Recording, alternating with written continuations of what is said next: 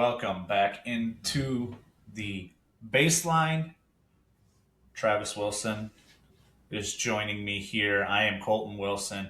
It is the baseline banter. Officially, I think if you're looking at what we're numbering the episodes, this is number 10. This is number 11 or 12 overall with our episode 0 and our holiday special. As always, we are presented by Bound. Head over to boundwisconsin.com where you will get, we are hitting the thick of things in the basketball season. So you're going to get a lot of content coming out the next couple weeks. Follow all of the conference races that are going to be happening, scores, schedules, streams for all of that information, stat leaders. Check out our power index. See where your teams stack up in the divisions, in the conferences, in the subsectionals. Trav, how we doing? Doing good. Getting down to the home stretch here. It kind of snuck up on us because we were just talking about the midseason seeds that were released by the WIAA for girls basketball. But this weekend is actually, next weekend, as we record this on Sunday, next weekend, this coming weekend, as it were, will be the release of the actual playoff seeds for girls basketball, which means that the girls basketball playoffs are only a couple weeks away. And we are heading into the home stretch, no doubt. Holy cow, that does sneak up on you. Once it hits February, it feels like everything goes at about 100 miles an hour when it comes to the basketball season. We had so many postponements at the beginning of the season that there's so many games still left to be played over these next 2 weeks, 3 weeks in girls, 3 weeks in boys. Yeah, there's a lot to look forward to. As you can tell, Coach Smith is not with us. He is headed to his in-laws for a Super Bowl party. We recorded things a little bit out of order. He will be here as we did go over the mid-season. Can we call him the mid-season? It's more late season, right? They're termed the mid-season rankings by the WIAA, or mid-season seedings, excuse me. Yeah, the mid-season. We went over the boys' playoff mid-season seedings that were released. I probably got him in trouble with his wife by keeping him too long. So to Mrs. Smith, I apologize. If he was late, that is on me. So yeah, we took a good hour 20 talking about that. Trav and I's portions here with our review of last week and our preview of this upcoming week are going to be short, sweet, and to the point. We also, by the way, in addition to the boys midseason seeding, we talked about the semifinalists that were announced by the WBCA for Mr. Basketball and Ms. Basketball. Talked about that a little bit as well. Trav, let's start on the girls' side. We're getting down to the nitty-gritty. Conference races are getting tighter. Some conference races are, over. Some are still yet to go. What happened this past week on the girls' side in the state? Yeah, we'll start with some of our milestones that we talk about every week, and it's another 2,000-point score that we recognize in girls basketball as Samantha Davis from Aquinas went over that mark Thursday night or Friday night. I can't remember which night it was. She only needed 2 points coming into that one. She was at 1,998. She got 26 and joined that 2,000-point scoring club. She's one of those semifinalists for Ms. Basketball that we will talk about a little bit later. The 1,000-point club, several new additions there as we move into the later part of the season. Ella Sweeney from Appleton East, Freya Alberg from Tomahawk, Kaylin Nominson from Wisconsin Lutheran, Courtney Dorachik from Reedsville. I should have let you read that one, Colton. Part of that Dorachik family that's been at Reedsville for boys and girls athletics for a good while now. And a couple Valley Christian athletes went over the 1,000-point mark. One of them, Maya Moran, and then Lizzie Fink did it as well. And I will mention now, as opposed to later in our review, but in that game that Lizzie Fink scored her 1,000th point, that was a 60-53 win over Lord's Academy. That was the first win for Valley Christian over Lord's Academy since January 17th of 2008. Oh, wow. So a long time. That was before my oldest son was born. So it's been 18 years basically since they had beaten Lord's Academy, crosstown foes there. Valley Christian's located in Oshkosh, as is Lord. So a big shout out to Valley Christian and both Maya Moran and Lizzie Fink. Other notable happenings on the milestone front: Natalie Backhouse from Wisconsin Dells became the school's all-time leading scorer, boys or girls basketball. Passed that milestone last week. You want me to go over review, or do you want to hit the boys' milestones first, Colton? Why don't you just keep it rolling?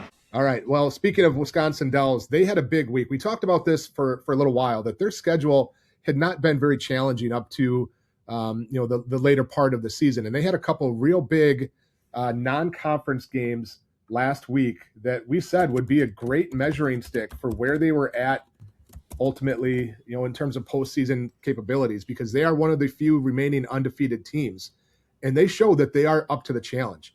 Yeah. They had wins last week. They actually had 3 wins last week, but noteworthy wins over Winneconne in a non-conference game early in the week.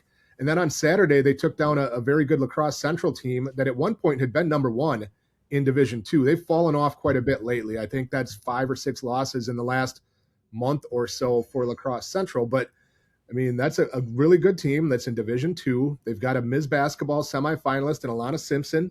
So 2 really good wins by Wisconsin Dells, 2 statement wins, as they show that they're legit and going to be certainly a contender in Division III. Earlier this year, we talked about the McDonell Central and Regis game. McDonell Central had won the first matchup between those 2 teams, and there was some interesting kind of dynamics there with the Cooper family going from Regis to McDonell Central. Regis got the revenge in this one, though. The second time they played, it ends up being a split of the 2 matchups as Regis won 66-49 and takes over first place in the Clover Belt West. They're now a game ahead of McDonell Central, who has 2 losses in the league standings. There was a few really interesting games later in the week as well. Mosinee rallied from a 5-point deficit with 32 seconds left to beat Xavier 64-63. Mosinee had a 4-point possession with 15 seconds left. They were down, got fouled, made the first free throw, missed it, the second one, but got an offensive rebound, had an and one. So it real big swing in that one as Mosinee pulled out a win in an excellent non-conference game over Xavier. I believe our sister had a 5-point possession when she was in high school. My sister did. Shout out Taylor. Shout out Taylor. That's my sister. She gets that from my side, from my genes. In the Big 8, though, we did have really lot of action at the top, and we'll talk about it in boys as well a little bit later. But all kinds of action over the weekend, Friday and Saturday. Sun Prairie East upset Madison La Follette. Madison Memorial took down Verona. All of that ends up, as we head into this last stretch of the season, in a 3-way tie as of right now atop the standings between Madison Memorial, Madison La Follette, and Verona. And it has been a while since the Madison City Schools had kind of been in that position. Middleton and Verona had dominated the Big 8 for many years. I saw a number, and I can't remember it. I don't want to try to repeat it, but it had been a while since one of the Madison City Schools had finished atop the Big 8 standings in girls basketball, a number of years. And a good shot with both Memorial and La Follette tied atop the standings as we head down the home stretch. And then on Saturday, another one of those outstanding non-conference games that we continue to see and that we will continue to talk about, by the way. I mean, even in this last week of the season, there are incredible non-conference games still going.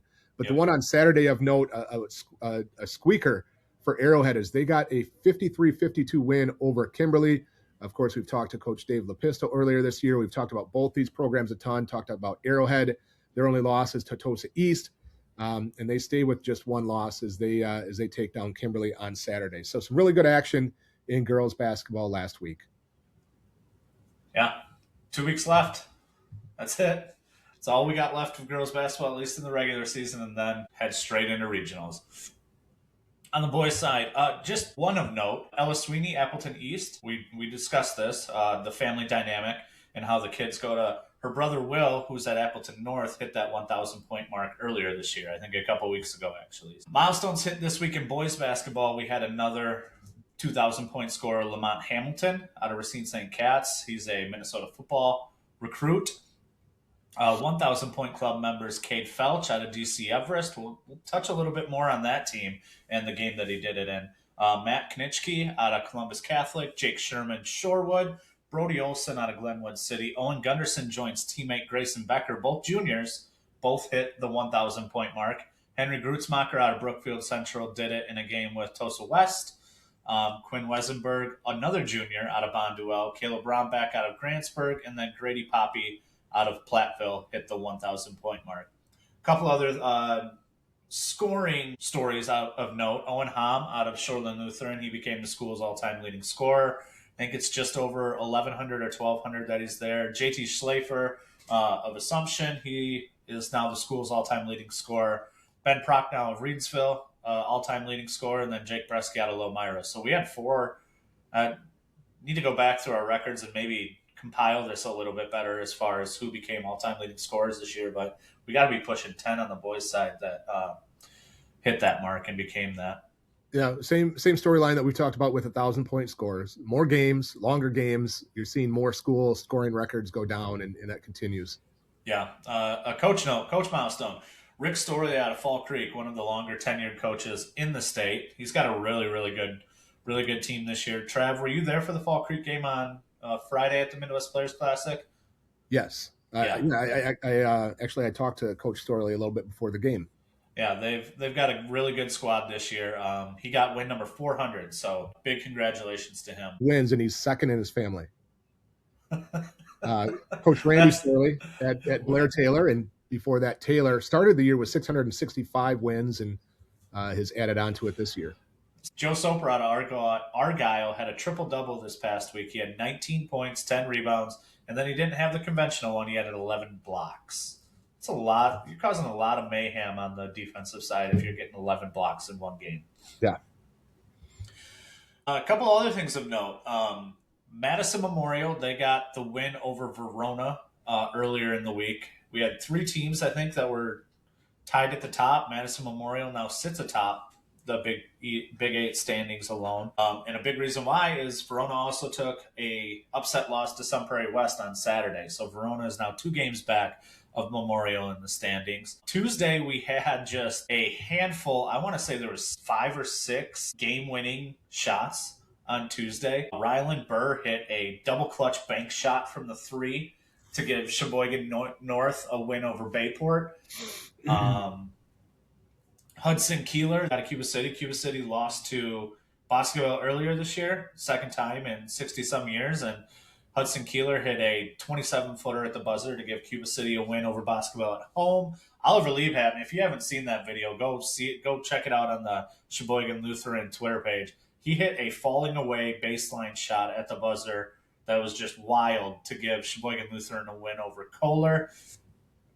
Crew Rebholz of Pacelli hit a game winner for Pacelli, obviously. And then the last one we'll get into when we get to our stat sheet stuffer. That was Tuesday. Then we got to Friday. Mid-season playoff seeds come out. And then I dubbed it on Twitter. I dubbed it a Black Friday, so to speak, for some of those ranked teams. Oregon, who had already beaten McFarland earlier in the week, a ranked McFarland team, took care of a Beaver Dam team and is now just 1 game back in the Badger Large standings. Bayport knocked off De Pere by 30 plus on Friday. Whitnall, we've talked about the West Dallas Central team plenty this year. Whitnall went in there. They got a really impressive tight win over that West Dallas Central team. Seneca over North Crawford. North Crawford stumbled a little bit here in the second part of the season. They lost to Ithaca earlier a couple weeks ago, and then Seneca this past week. And then finally, DC Everest knocked off Marshfield. And Trav, you had marked this down. That ends up 31-game conference winning streak for Marshfield in the Wisconsin Valley Conference. Everest played them really well early in the season. Didn't come out on top, but they did on Black Friday. Yeah, impressive win for DC Everest, and I can't remember where that puts them in the standings or where things are at in the standings in the Wisconsin Valley Conference, but they're tied atop it now. Okay, so for a stretch there, Marshfield was really playing well. I saw them take down Kaukauna at the Midwest Players Classic. They had a real nice stretch there, but take it on the chin a little bit against DC Everest. That's an impressive win for DC Everest. Marshfield obviously is really dominated that league for the last few years. Yeah, that, and then Marshfield, they're reeling off a game like that, and they had They played Brookfield Central on Saturday at the Oshkosh Arena and took a second loss in a row. So two very close losses to two very good teams for Marshfield. But yeah, DC Everest tying it up in the Wisconsin Valley standings. This one isn't necessarily a high school note, but Saturday in the marquee college basketball game, North Carolina and Duke, Menominee Falls grad Seth Trimble hit the game winner for North Carolina. I don't know if we were both watching it live, but we both reacted to it on Twitter and hit that corner three. It feels like he's been in North Carolina for a while, but big moment for him and one of the biggest games in college basketball of the year.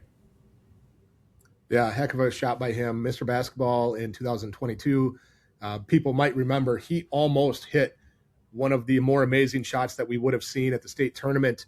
Kind of that runner from top of the key or just outside or inside half court. I can't remember exactly, but banked off the backboard, went around the rim for Menominee Falls in that state tournament game. I have a screenshot of it from. I took video of it from the press table, and I did a screenshot of the ball. It looks like it's about 3/4 of the way down, and somehow ended up looping all the way back around and going out. But obviously, a huge talent in high school, a huge talent, and doing great things for North Carolina, which is awesome to see. Yeah, something we'll touch on might be towards the end of the year, but as March Madness gets here, just some of those. I mean, there's on the girls and boys side, there's a lot of really really good basketball players right now from the state. Um, let's head over to our Stat sheet stuffers. I'm going to start it on the boys' side. We talked about game winners. Ari Smith out of Bradley Tech, Milwaukee Bradley Tech. He had a monster week, and that might be putting it lightly. The first game of the week, Bradley Tech got a 82-79 win over Carmen Northwest. He had 50 points, 18 rebounds, 6 assists, and then defensively he had 2 steals and 2 blocks. Oh, and he hit the game-winning three at the buzzer. 50 points, 18 rebounds, 6 assists, game-winning three. And if you thought that wasn't enough, 2 days later, he put up 51 points in another win for Bradley Tech. So Jakari Smith, man, he stuffed the stat sheet.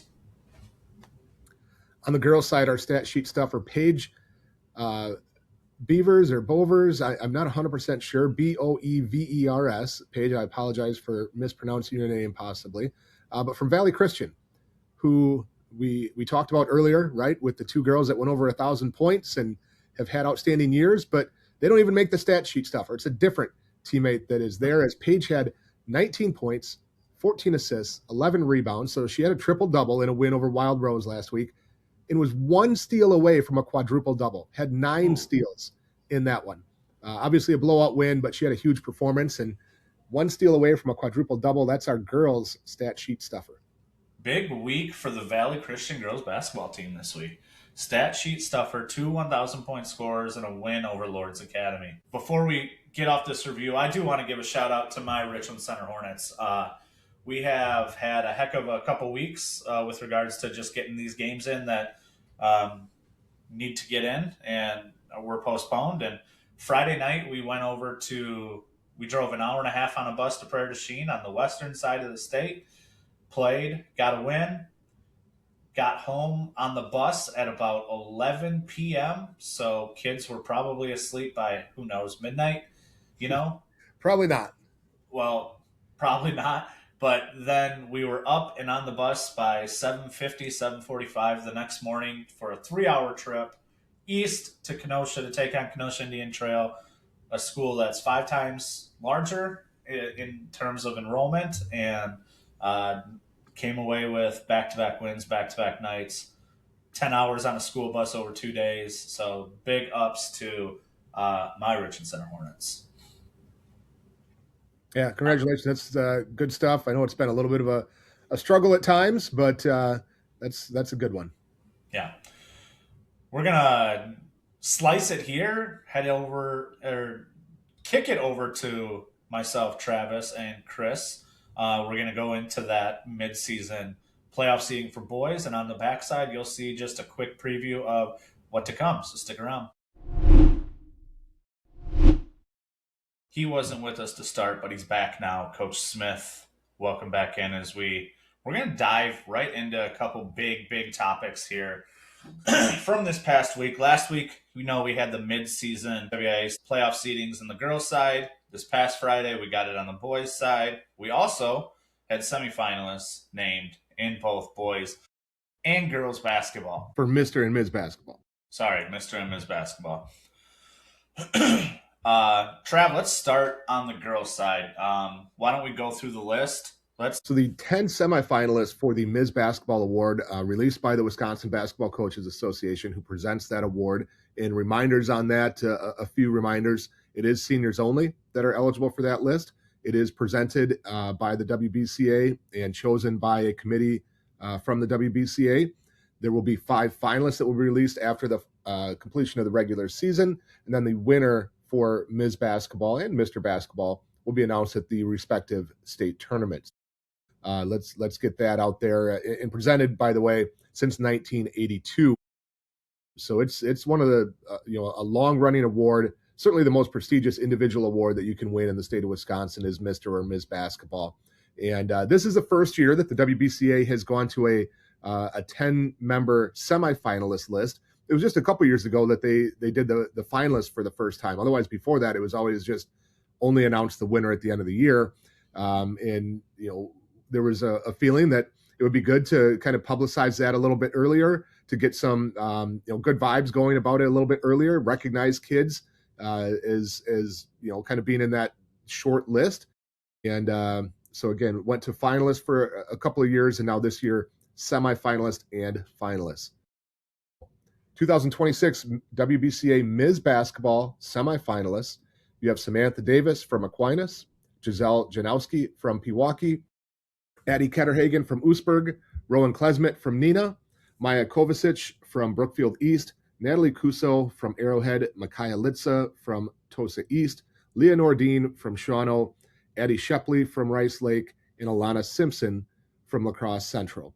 As you look over that list, certainly a lot of all very deserving selections to that semifinalist list. It's a pretty strong year in girls basketball in this senior class for 2027. Numerous Division I players, numerous 2,000-point scorers, numerous kids that have been, first team All-State for several years.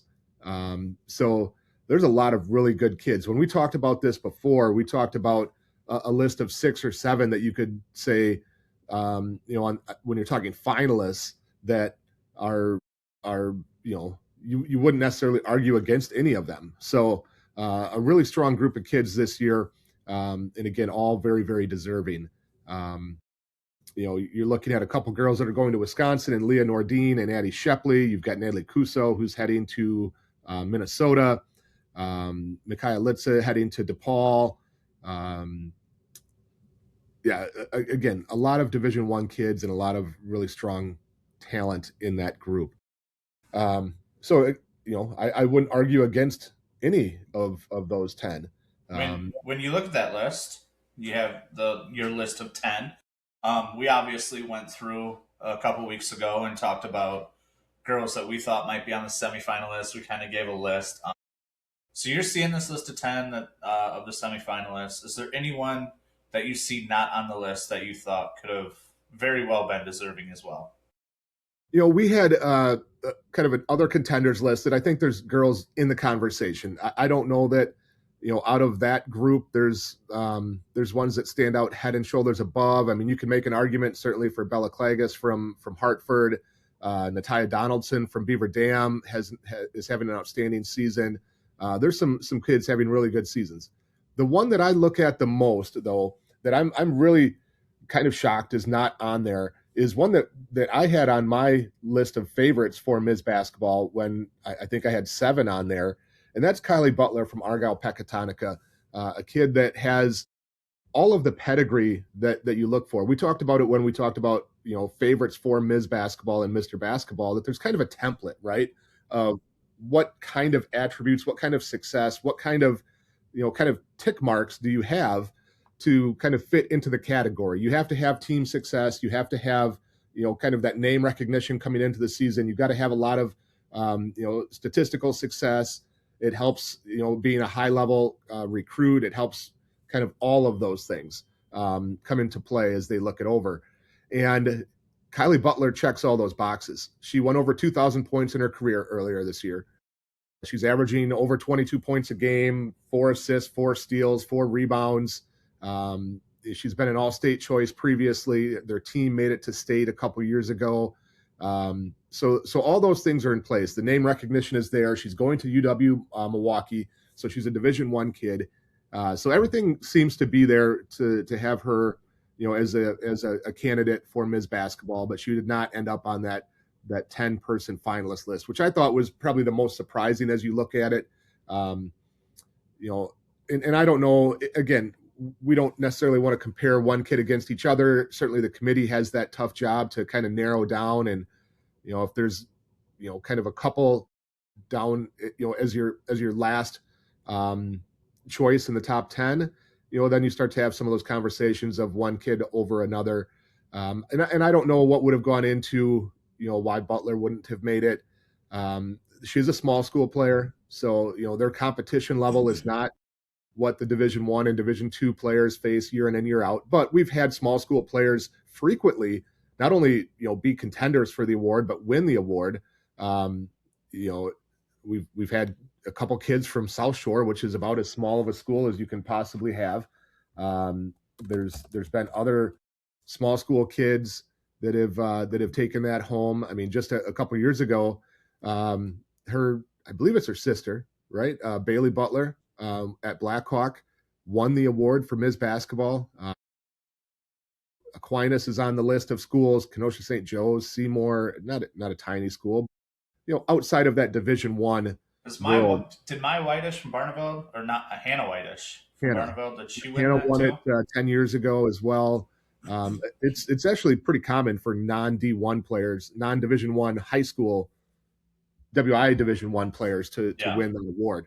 I think it just really speaks volumes to, one, how hard it is to actually be in that list of 10, right? But I think it speaks volumes to the depth on the girls' side of how great of players we have in the state of Wisconsin that are even in consideration at all, right, for Miss Basketball. I mean, you look at this list, it's great, right? You'd be like, oh man, there are 10 really good girls here that could win this award.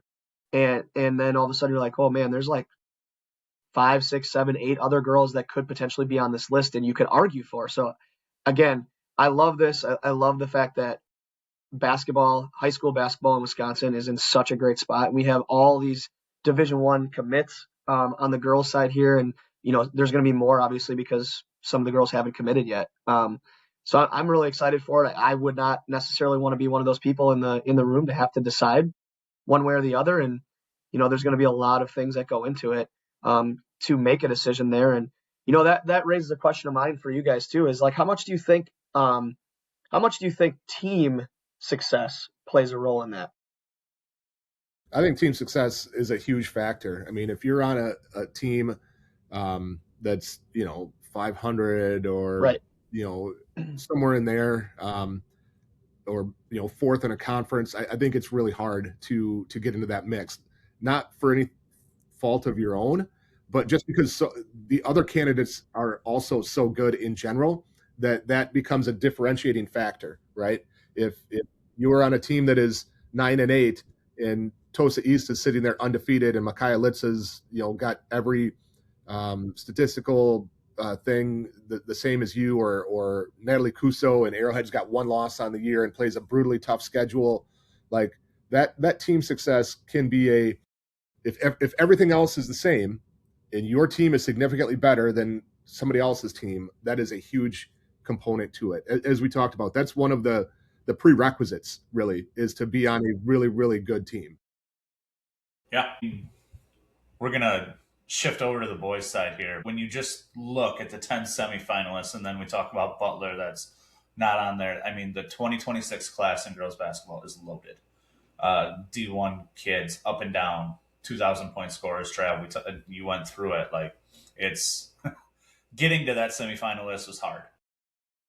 Getting to that finalist list is going to be harder.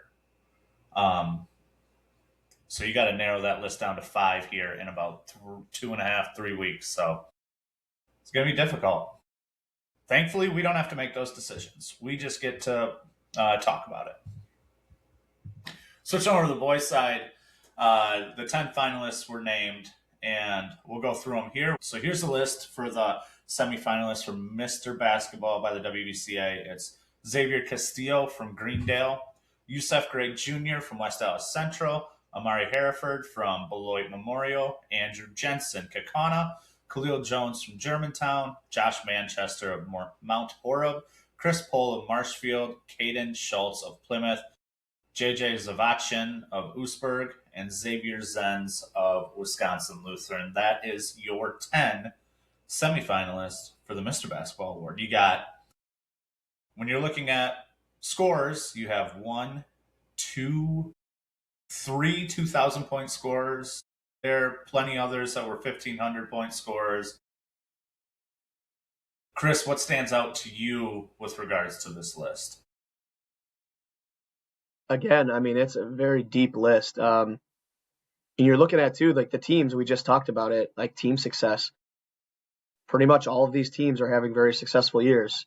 And it's because of the play of these guys that are being named next to their school, right? So, I mean, it's a stacked list with players that are on the list for different reasons too, right? Like you have somebody like who can just absolutely fill it up in Amari Hereford, right? Like he's averaging, what is he averaging right now? Like 35 plus a game, 39. It's a lot, almost, right? Yeah, and he's just filling it up for them, right? Then you have like kind of a, Andrew Jensen, a kid who's just, he plays that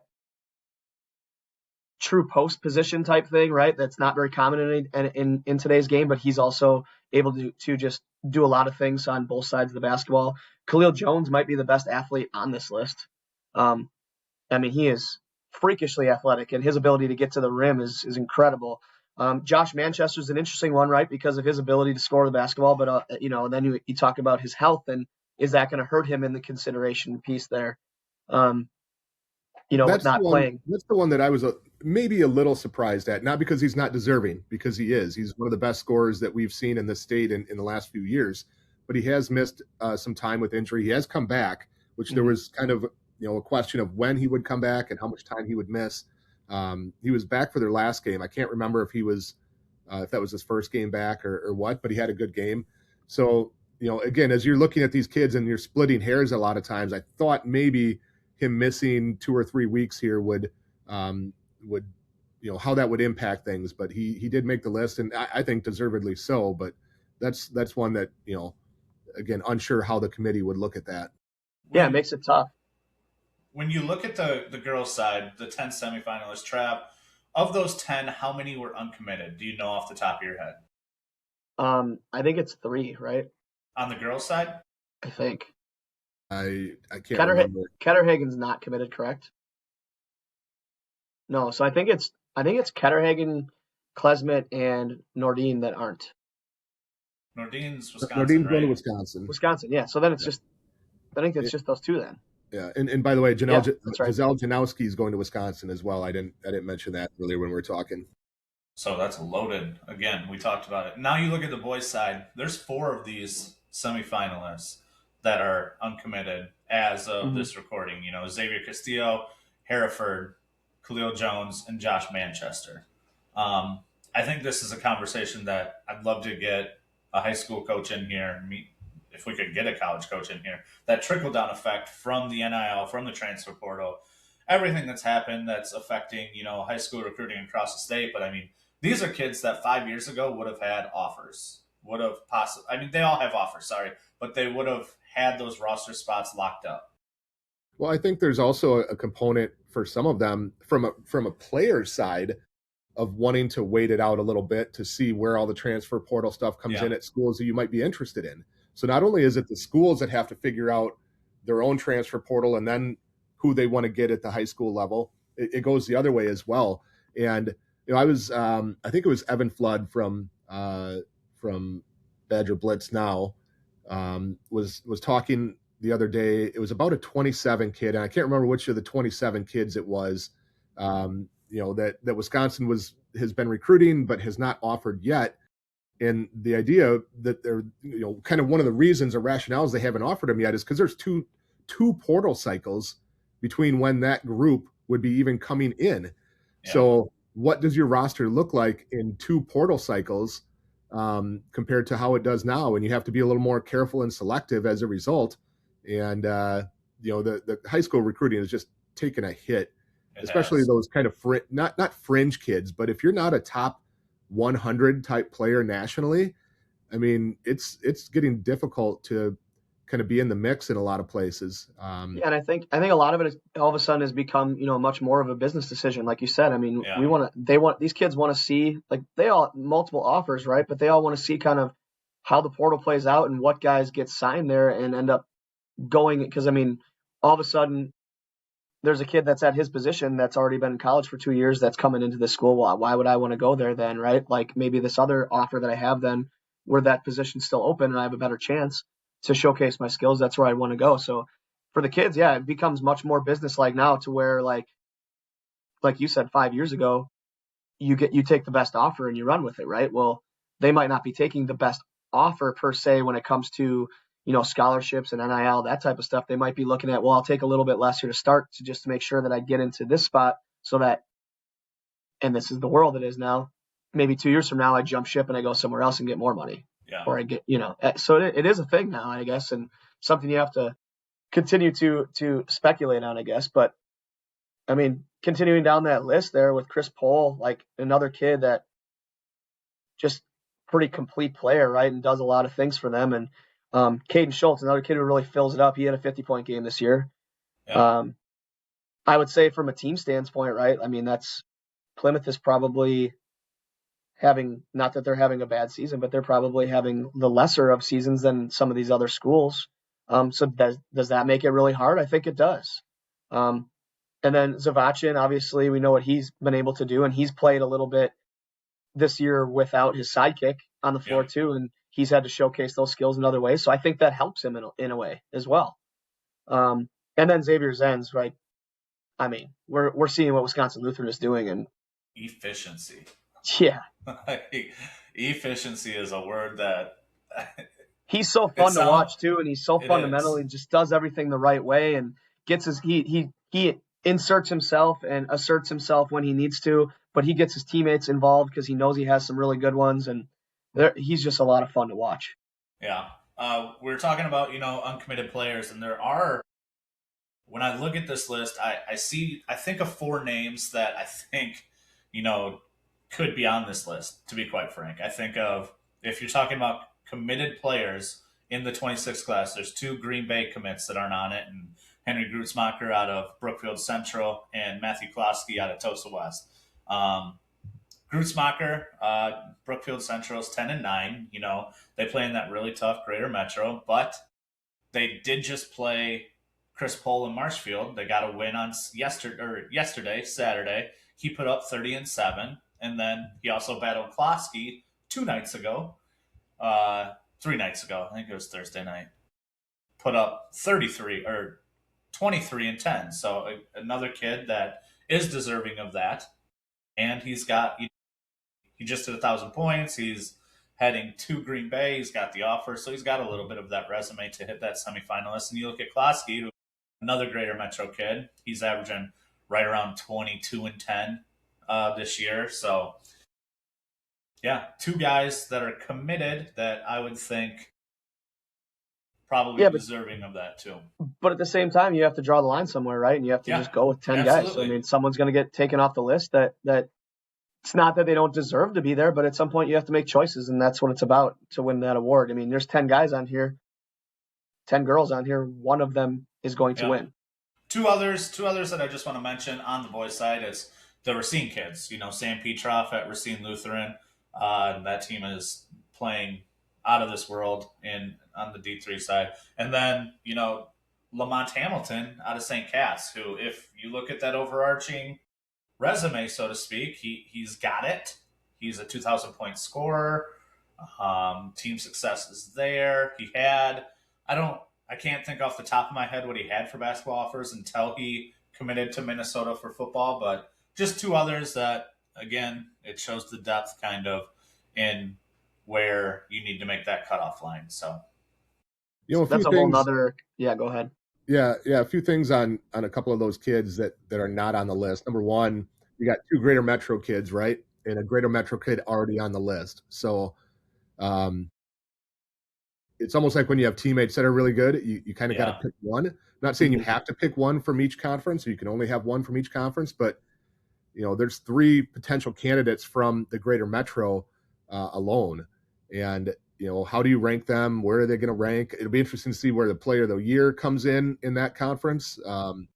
If Brookfield East wins it, does none of them three win Player of the Year in the league? I don't know. So that'll be interesting. And Colton, you mentioned the other one with Lamont Hamilton being a kid that he had D1 offers in basketball, but he committed in football. And did that play a factor? Not playing basketball at the next level.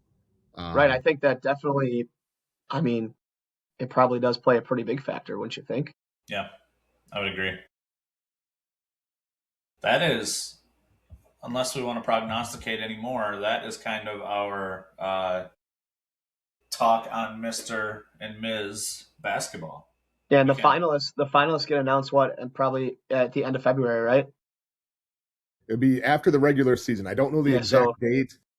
I don't know if it'll be the week of regionals. I'm not 100% sure, but yeah, it'll be like that last week though, somewhere probably that 27th, 28th, Friday, Saturday, somewhere in that I would imagine, or maybe March 1st on a Sunday, who knows? But somewhere probably around there. So a few more weeks yet for these guys and girls to really cement, what they believe to be the top 10 players and who it might be. So what do they cut it down to? I forget.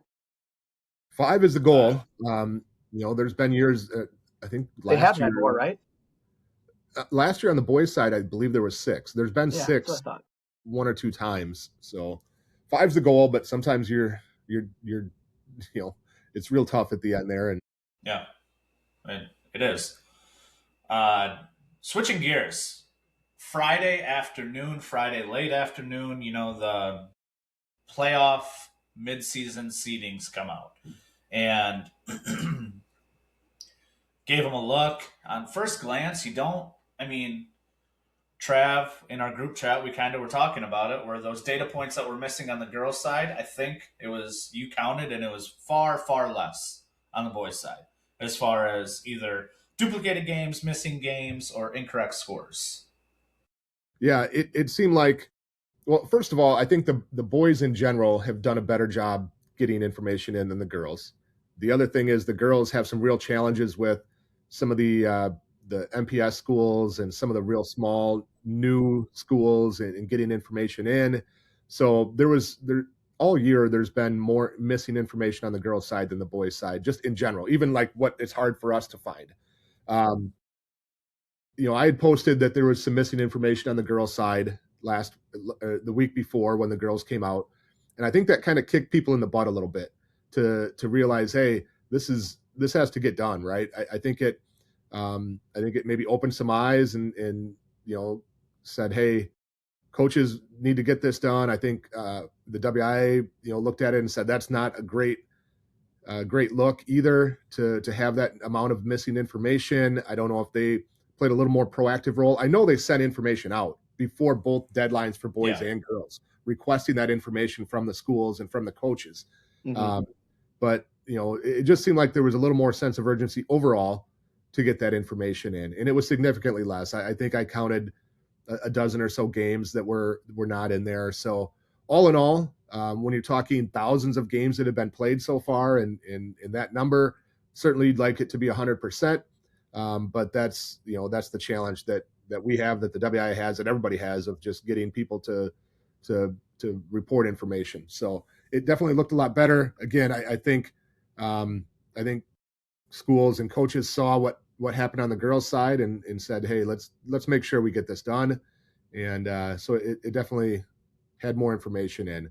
one of the things that I did notice that we talked about in our group chat, Colton, you're probably going to bring this up, but I'll mention it, was the Milwaukee Academy of Science situation where they forfeited 7 games earlier this year due to some rules violations. They were technically self-reported, and they were technically, I believe they were self-identified as that's the route they were going to go of forfeiting those games. But there is a provision in the playoff procedures that talks about forfeit games, because it has been an issue in the past where schools were forfeiting games, so their opponents were racking up these wins that, for lack of a better way to put it, had no value.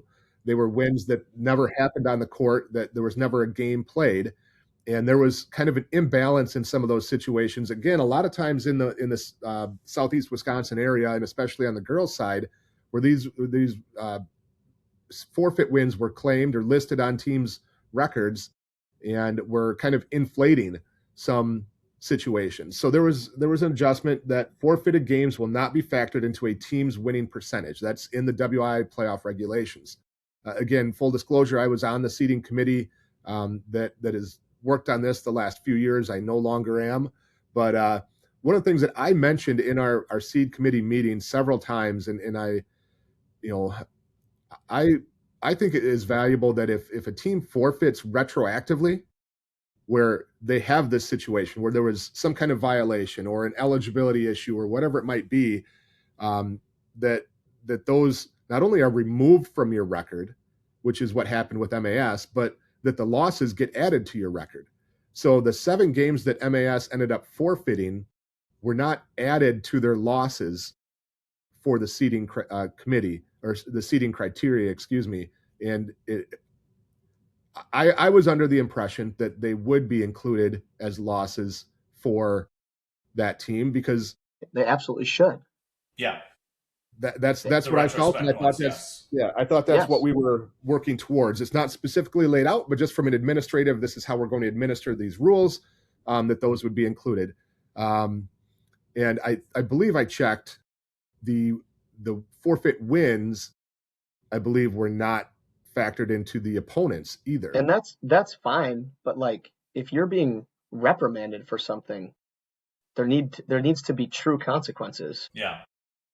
So it's listed as them being 5 and 6 on there at the time, I believe. Yeah. Yeah. And so they should have 7 more losses, correct? 5 and 13 puts you the worst record in that sectional. One thing we found out from Trav in our group text is the baseline is listened to by some of those in the WIAA. So maybe they'll listen to this episode, they'll see that, and they'll have to go back and revisit that.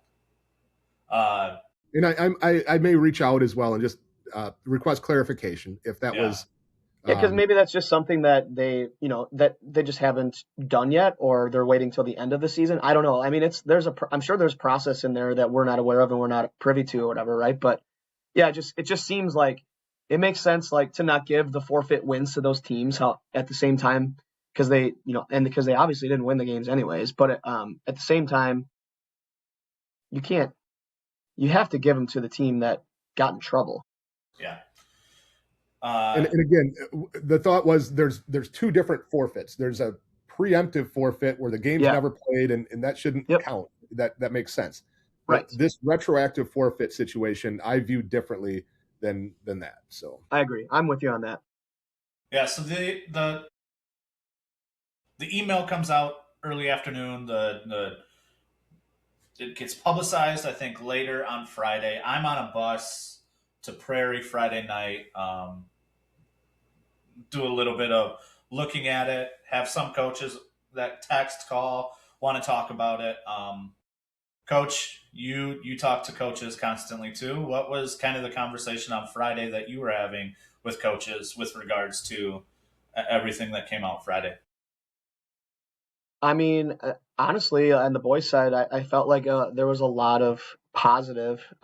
I think people were it was a buzz all Friday, talking to a bunch of coaches. Everybody was really excited to get them, and just to kind of see and be able to gauge where you're at, right? Like, Is it something that's set in stone? Absolutely not, right? There's a whole lot of basketball to be played still, but it's kind of nice to see, like, with us not knowing like the weights of the criteria, it's kind of nice to see that little update right there, right? Because then, not that all games aren't important, but you really start to circle some on your schedule, like, man, if we win this one, this could jump us from this seed to this seed, So those were a lot of the conversations I had. Just I know we're going to get into each kind of area here in divisions and different sectionals and everything, but I mean, just looking at ours, there's going to be a lot of fluctuation in the top nine seeds in sectional 2 in division 1, right? Which is obviously where I'm the most knowledgeable of everything. There are some really, really good teams in our sectional. And being biased, I would argue that our sectional is the toughest sectional of all of them. But like the top 8, 9, maybe even 10 seeds, they are not going to be even close to the same, I would feel like, at the end of the season. Because, like I said, a lot of really big games for teams, but also some common opponents as well that are really going to make things kind of sort out right after those games. There's already been a bunch of movement, correct, since then.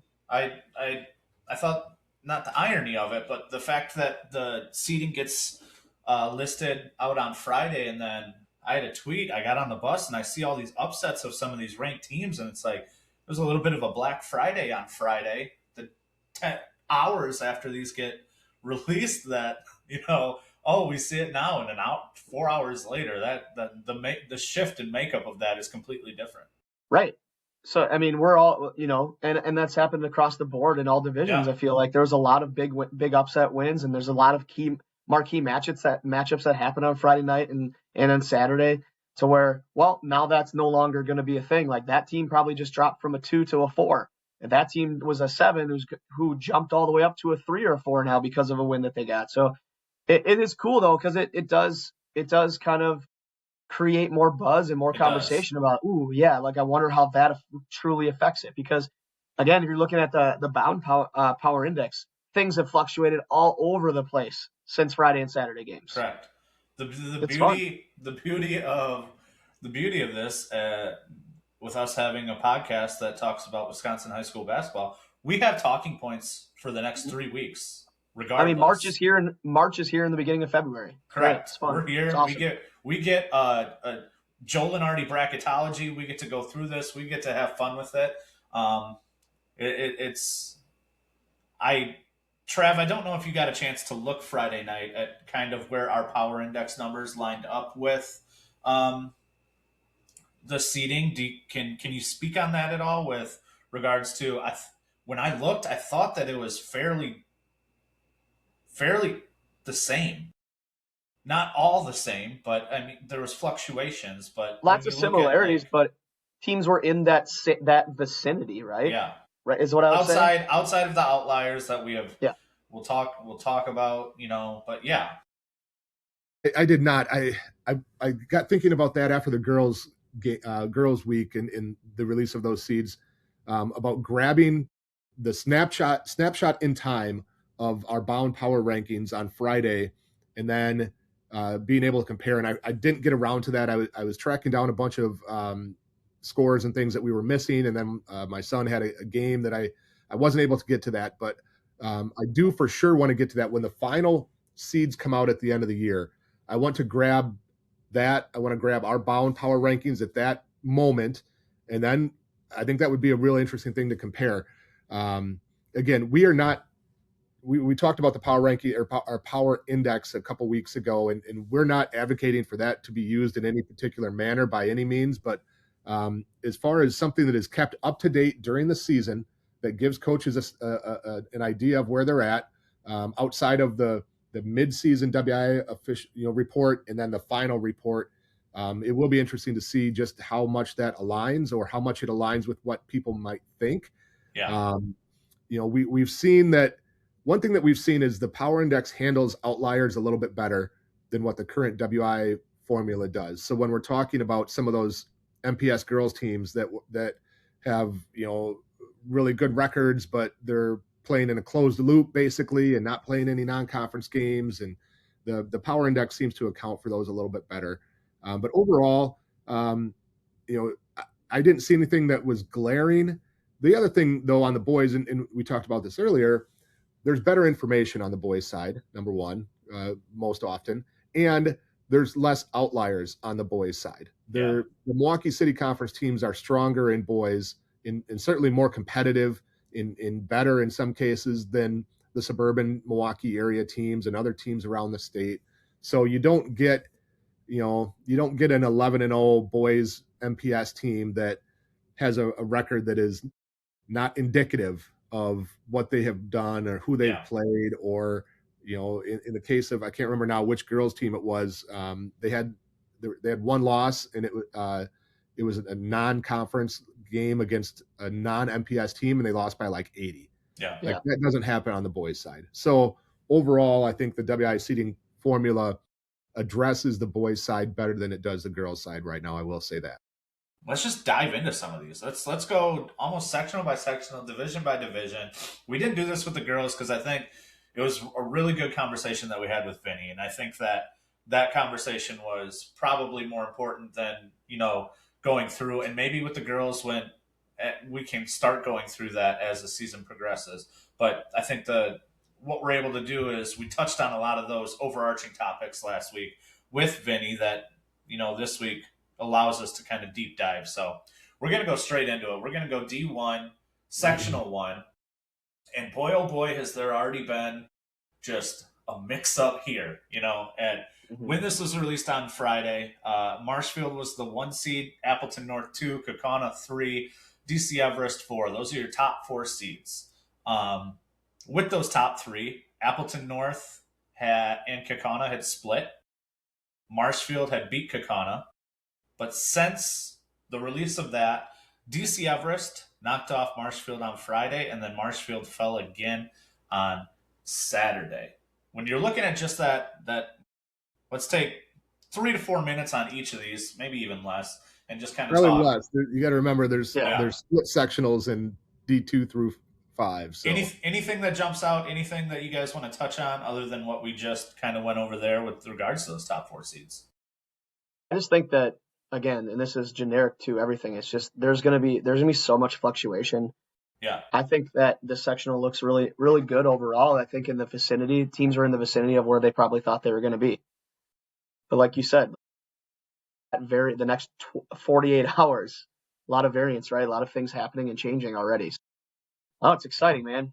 If you look at it just where the seeds are right now, you'd have a 7-10 with Nina Kimberly, and then the winner of that gets to play a 2 seed Appleton North. So just teams that are very familiar with each other. Yeah, and that happens all over the place in sectionals, right? So it makes it for some serious rivalry starting things that maybe haven't been rivalries yet that could all of a sudden turn into one. Yeah. And I would still say keep an eye on Nina. They're down there as a 7 seed as of right now. They played a really tough schedule. They've struggled a little bit against the better teams on their schedule. They've had a lot of really close games. I mean, they lost by 3 to Kimberly, 2 to Kaukauna, 3 to De Pere, had competitive games against other top teams. That's one that, they're going to be down there a little bit in terms of seed because they've had a few losses. But talking to Coach Rabis a couple weeks ago or a week ago, he feels like they've been tested. He feels like they, maybe should have been rewarded a little bit more for testing themselves in terms of where the seeds might end up. But they're going to be down the list a little bit, but they're going to be as good and have as good a chance to come out of that group as anybody else. Yeah. In sectional 2 and D1, I'm not going to stop at the top 4. We're going De Pere 1, Arrowhead 2, Germantown 3, Brook East 4, Sheboygan North 5, Hartford 6, Homestead 7, Pewaukee 8, Bayport 9, Menominee Falls 10, Oshkosh North 11. I mean, that's an 11 seed. Oshkosh North, Bryce Ott.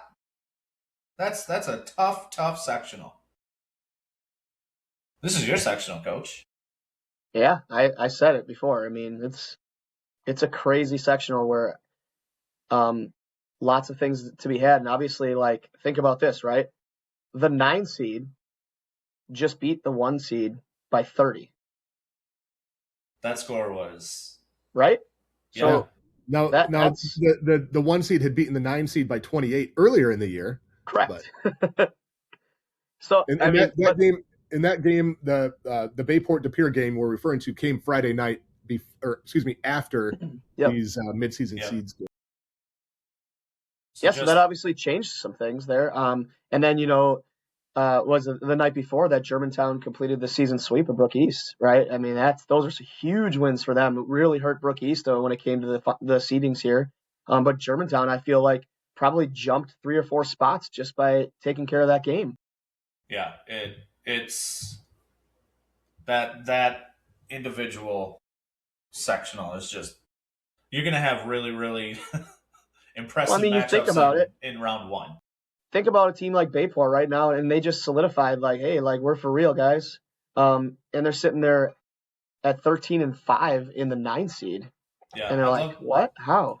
I'd love But to know. I should reach out to coach and the older Meyer kid hasn't played, I think, at all this year. So if there's a timetable for him to come back, if he's back come playoff time, that is such a big boost. A 6'10" kid, coming back into your lineup.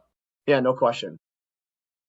Hopping over to sectional 3, this is a lot of the Big 8, the Madison area schools. We got Madison Memorial 1, Middleton 2, Verona 3, Beloit Memorial 4, Wanakee 5, Oregon 6. I look at this and I just look at what Oregon did this past week. They beat McFarland and Beaver Dam. Coach Siebert's got that group playing really well right now as a 6 seed. He's a great coach. He really does an awesome job there. He does some very dynamic things with his team. So it's no surprise that they're playing really well down the stretch here. And they almost beat Kaukauna at the Deer District Prep Showcase a couple weeks ago. So that was one of the surprise things. Yeah, I said it after that event that they were playing really well and playing better lately, and that's showing in some of the results they've had. They beat DeForest a couple weeks ago as well. Now, the interesting thing to me in this group is, can the Madison schools break through? It's been a little while since we've seen one of them at the state tournament, right? You got to go back to, I think it's Memorial in 2017, made it in 2015. It's been a while for West, been a while for La Follette.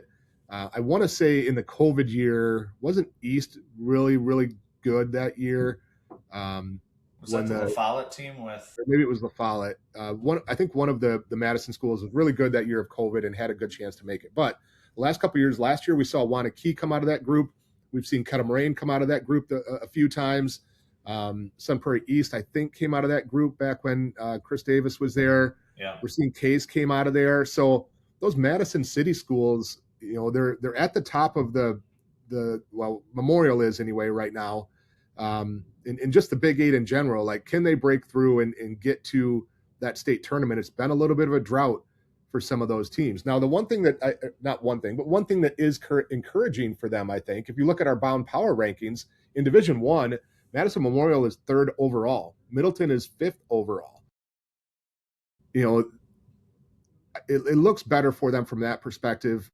We talked about it before. They're in a 10-team league, so they play 18 conference games. So they don't have as many non-conference games to go out and kind of show where they stack up with the rest of the state. But yeah, is this year the the Big 8 makes a little bit more of noise in the postseason. But before we move on to the next sectional, just a little nugget. Yesterday, 14 seed Sun Prairie West did knock off the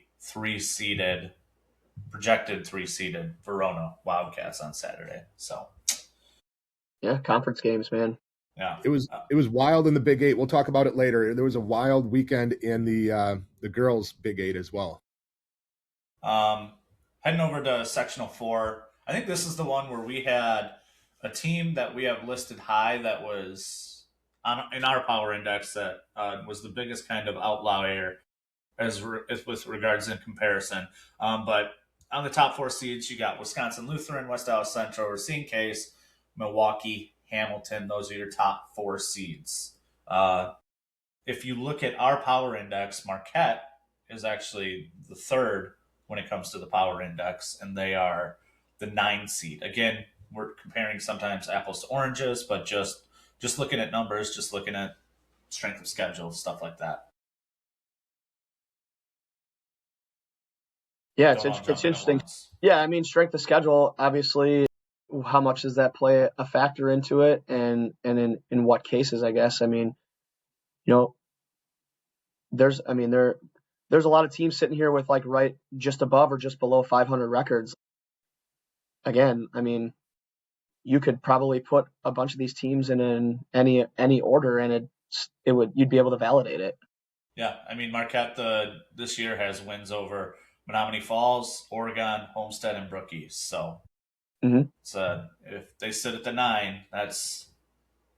I mean, we're also looking at they win a game, sometimes, they get a Wisco. But sometimes, right? Like the losses also tell a story as well. So that could be kind of where it is. Let's hop to Division 2. This is where Division 1 is the only division in the state of the 5 that doesn't break down into subsectionals within the sectionals. Every other division, 2 through 5, all break it down. Our bomb power rankings are only broken down by the sectional as opposed to the subsectional. Division 2, the sectional 1, that's more of your western, northwestern side of the state. On the top side, your top 4 seeds are River Falls, Menominee, Rhinelander, New Richmond. And then on the bottom side, you have the Onalaska, La Crosse Central, Fox Valley, Lutheran, and West Salem. And by the way, Colton, I might go through this weekend and fix that so you can sort by that subsectional.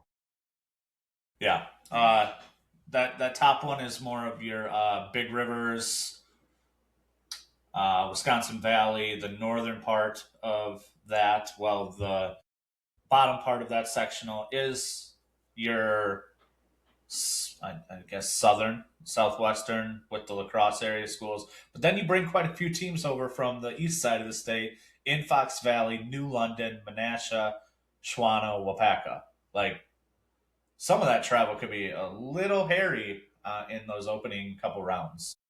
And that's been the case in Division 2 in this area for a long time because there's just not a lot of Division 2 teams in that northwest, north central area of the state. So you're going to see potentially a Mississippi Valley team in the La Crosse area have to travel over to a team in the Fox Valley area, maybe Fox Valley Lutheran, maybe New London, or vice versa. And it's just the reality of where teams are dispersed in Division 2. But it has been the last few years, for the most part, this sectional B, if you will, that has Onalaska, La Crosse Central, like that's been the stronger of the two. We've seen both those teams get to state. We've seen West Salem get to state. Not to say that will be the case this year, but that's been more often than not the case in this sectional 1. Sectional 2, the top side, West Appear is the 1, Notre Dame 2, Plymouth is your 3, Sheboygan South is your 4. In the bottom, you have Port Washington Slinger, Milwaukee Vincent as the 3, and Nicolet as the 4. Looking at the top, how long ago was it that Sheboygan, I mean, was it just last year where Sheboygan South was winning 2-3 games, or was that on the girls' side? Yeah, no, that's been on everything because they requested down to Division 2 and were approved. They've requested down in almost every sport and been approved in almost every sport. And this year in boys basketball, at least so far, they've actually been pretty solid. So that is an interesting component to this, that they are playing down to Division 2 when they are, their enrollment places them in Division 1. Yeah, and they had a young core of guys last year, right? And brought a bunch of guys back from last year. So, I mean, they're a much more experienced varsity basketball team this year. So it doesn't surprise me that they're sitting at that right now. That and the move to, out of the FRCC to the Glacier Trails, your competition changes. But even looking at it, you got good teams like Plymouth and Xavier, though there were losses. It was both 7-point losses. So those are 2 pretty good teams that South is losing to. That's your top side. Bottom side, you've got, Port Washington Slinger, Vincent, Nicolet. You're very familiar with these schools, Coach.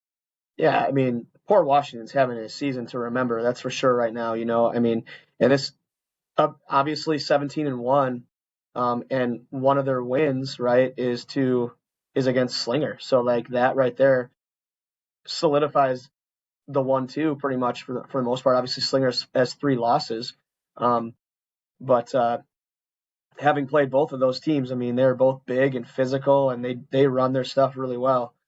You know, I was a little surprised that Nicolet wasn't sitting in the 3 seed. Now, Milwaukee Vincent is one of those outlier teams that I figured we'd probably want to talk about. Considering, we're not trying to compare, but again, one of the tools that a lot of people have been looking at has been Bound and the Power Index, and Bound had Vincent where at like a 10 overall in that sectional. Yeah. So just looking at what Overall we have for their schedule, they have only played an MPS schedule. Right now, there's only 2 games left on their schedule, and they are 11-2. And I think there should be something. If you look at the schedule rank that on our site, it's 427. I think it should hurt you if you don't play a full 24-game schedule. I think it should really hurt you. They're now 11-2 after the fact now. Yeah, but they're behind the 8 ball big time. In our seating committee, and I can't remember where we landed. Some kind of adjustment for not playing, not necessarily a full schedule, because if you play 22, 23 games and you had one canceled or whatever, like that's okay. But if you're playing, I think the number we talked about was maybe 18 or maybe 20. Like if you're playing 6+ games less than you are allowed to and what every other team is, that can be impactful, especially if you're not using those for non-conference games, like in the Milwaukee Vincent situation. They have one outside of the MPS, and it's Kettle Moraine late in the year. If you're only playing within your conference, or you're avoiding tough non-conference games by just not scheduling them, there's an idea or a thought that should impact you. I agree with that sentiment. I argued for it. Again, I can't remember where the committee landed on it, but is there a minimum number of games that you have to play right now, or is it just the maximum? The minimum number of games you have to play to be eligible for the playoffs, I believe, is 6. Wow. So it is really, really low. How they come upon the number 6? 7. Well, I think there's some schools that come into the WIAA as new schools. There are a lot of times these outlier teams that we're talking about, right? That it can be a challenge to get games sometimes, and or play qualifying games. Like a lot of them are playing non-WIA members. It's kind of, I don't know. I think it's an opportunity to try to get teams in the playoffs. And then just looking at this subsection a little bit, where I'm just shocked that Nicolet isn't the 3. I know they have 9 losses, but according to Bound, right, they have the 4th toughest schedule. I mean, they are playing crazy schedule this year. And to be 500, yeah, they would obviously like to be a little bit more above 500. Okay, but like at the same time, I mean, they're going to be a tough out. Because I would say after those 4 teams, roughly, I mean, it does drop off pretty drastically from there. That subsectional at the bottom is, teams that are struggling a little bit. Yeah. One thing that I think community members, and I don't think it's so much coaches, but community members, the public will take the Milwaukee Vincent seed and then use it as their arguing point that, the computer seeding is completely wrong, completely everything. Look at this. So those outliers do their job sometimes in regards to I mean, I know that I've been critical of some of those things in regards to the computer seeding and everything, but at the same time, I think that what they're doing is a step in the right direction, and there's going to be continuous movement and change in the future years, and I think that at some point it's going to continue to get better. I just think that at some point, hopefully, they realize that there does still need to be a little bit of a human element, and an unbiased human element, right? Where we talk about the committees that need to sit down and look at what the computer spits out and be like, all right, does this completely make sense? And have specific talking points or things that they're going to look at when they go through each sectional or subsectional, just to make sure and double check that things are the most competitive they need to be. And also, making sure that all the teams are on there.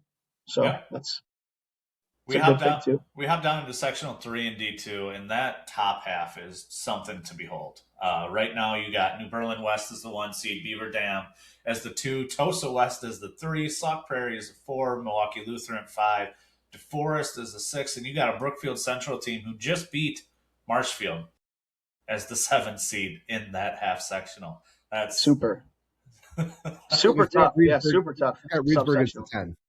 Reedsburg as the 10. Sorry, Trav. Missed it there. Some really, really good basketball teams on that list. And I think there's going to definitely be some fluctuation moving forward here. If the standings stay as they are right now, you have a 7-10 matchup. So, Trav, you get Brook Central to start the year, or to start the playoffs with Grootsmacher. And then Beaver Dam will get them in the second round. Like, that's just like oh, boy. Yeah, that'd be fun. That'd be like the year we went to Pewaukee in the first round to get drilled by Nick Janowski and Luka Momchilovic and Tyler Tichenko and in that group. I will say one of the interesting parts in this group, I think, is that dynamic of kind of that suburban Milwaukee group and then Badger Conference teams. Yeah. And Badger Conference teams, most of them are playing pretty solid, good Division II competition, right? But it's pretty much Division II. And in like Sauk Prairie and Reedsburg, we play down and play some D3 teams, in our area. In those suburban schools are playing D2 and above. Obviously, Brook Central and Tosa West come out of a league that's got a number of Division I teams. And so I think that is an interesting dynamic that looking at Brookfield Central as a 7, I would put them much higher if I was just ranking them, right? Not saying that this is wrong or even whatever is wrong, but if I'm just looking at who I think would come out of that, Brook Central would be really high on that list because they play quality competition, larger competition, and it's just a different level in your metro compared to the Badger small, where is. And if you're looking for a sleeper team in Division II, I mean, just because of where they're at right there and what their record is, Brook Central is definitely a team that would fall under the sleeper category that can literally beat anyone on any given night. Yeah. On that when you have a dynamic playmaker,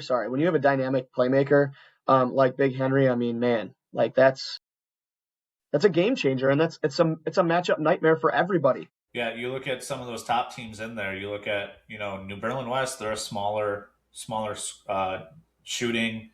They like to get up and down. Beaver Dam, they've got a little bit of size, but not Henry's size. I mean, we already saw Tosa West and Brook Central face off this week. So yeah, he's a game changer. On that bottom side, you have McFarland as the 1, Mount Horeb is the 2, Monroe is the 3, and Milton is the 4. And then as the 5, you have a Waukesha West team that's playing in a tough Classic 8 conference. Tyler Evenson, top scorer there. But one thing that I think sticks out with me is that Mount Horeb squad.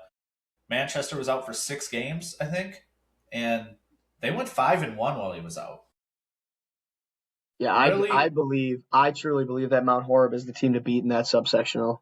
Because look what they've done with some fluctuation in their rotation. I mean, losing their best player for some time, that they're still sitting there at that 14-5 mark coming into the seedings here. So it does make some interesting things. And again, you want to talk about the computer and like maybe the human element is understanding some of that stuff too, is that, hey, maybe we need to take a look at that. Maybe like when best players are out or key players and contributions or things happen that way, should that affect the seed? Maybe, I don't know. You go back to Trav. I don't know if you know this off the top of your head. The first meeting between McFarland and Mount Horeb, McFarland ended up winning it by 43. So it was a pretty big Spartan victory. But they play that very last day before the seeding comes out, so that's one to watch, and that might honestly determine your 1 and 2 seed.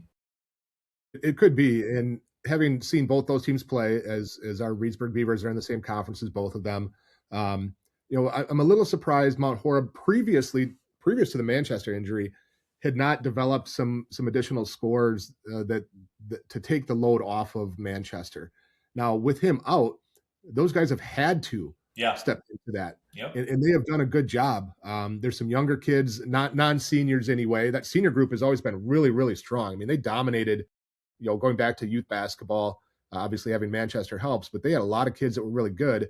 They're not getting a ton of scoring punch out of the rest of the senior group, but some of those younger guys have stepped up and done a good job. And then McFarland, they've got two real high level players. Eli Krieger, I think, is really underrated. I agree. He's talented. He's big. He's bigger and longer than kind of what you might think when you first look at him. I mean, he's grown, I think, even an inch in the last year at least. He passes really well. He plays under control. And then Garrett Kroll, who's a playmaker on the perimeter. Now, I think the challenge for them is if they end up in a game against a battle tested team out of the Milwaukee area, whether it's in the sectional here against a Waukesha West or in the sectional final level where they're taking on maybe a Brook Central or Tosa West, something like that. Do they have enough experience in that kind of area to overcome? Because there's going to be teams that are going to be able to compete with those top two guys that they have. That late game or late season game rematch between Mount Horeb and McFarland is going to be huge for this seeding and where things will ultimately fall. It's going to be interesting to see if Mount Horeb really has benefited overall from Manchester being out and other guys having to take on different roles. I think in the long run, it could actually help them here coming down the stretch. Yeah. We're going to head over. We're going to keep this moving along a little bit more. Sectional 4, the top 4 seeds in that top half are Whitefish Bay, Golden Mere, Catholic Memorial, Milwaukee Bradley Tech, and then your 5 seed, though we don't know, whether everything will get factored in, is your Milwaukee Academy of Science. Whitefish Bay has played really well. They just pushed Slinger again on Saturday. It was a 2-point game, I think. Yeah, they missed a 3 in the corner to win it. Then you got some Milwaukee schools in Golden Mere, Bradley Tech, and Science that there's talent there. Mm-hmm. There is. Can they push a team like Whitefish Bay? And then again, sitting at the 3 is a Catholic Memorial that I think has picked it up a little bit here in the last, I guess through the early part of January, they faltered a little bit more, but they played a really tough schedule in that Classic 8. Yeah, I mean, Catholic Memorial, I think they're ultimately looked at as a little bit better than 9 and 10. Yeah. But Whitefish Bay, I mean, they're playing tremendous basketball this year, and even their losses are close losses and to very, very good basketball teams, and they play a unique style of basketball too, that keeps teams on their heels at times. So, I mean, I like them to come out of this subsectional.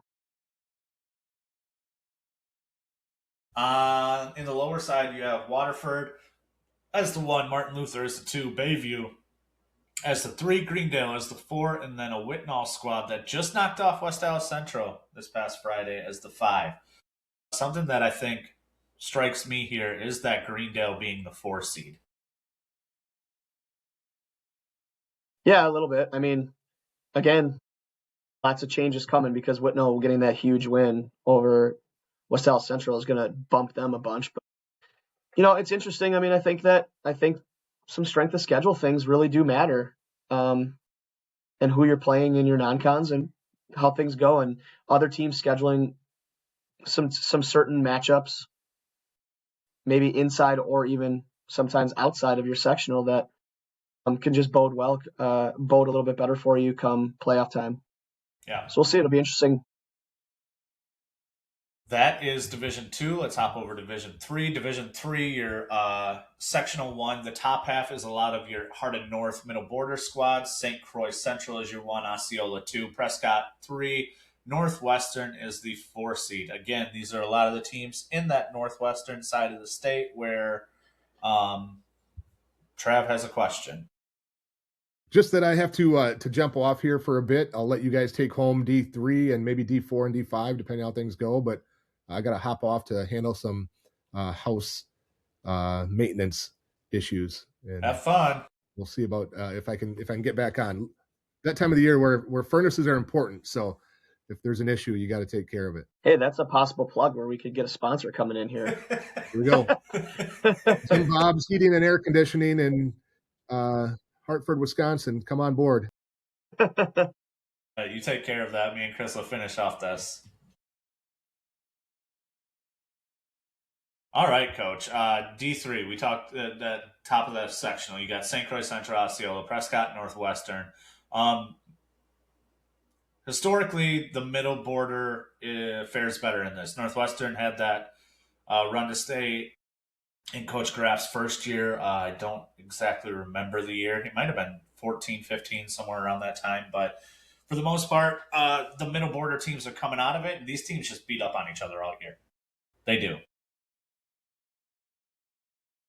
I mean, it'll be interesting to see like how things shake out, right? Like, I mean, you look in the middle of that subsectional, and there's a lot of very competitive matchups that can happen. So yeah, it's really hard to kind of take a look and be like, oh yeah, I like those teams coming out, because we might have some teams beating up on each other a little bit here.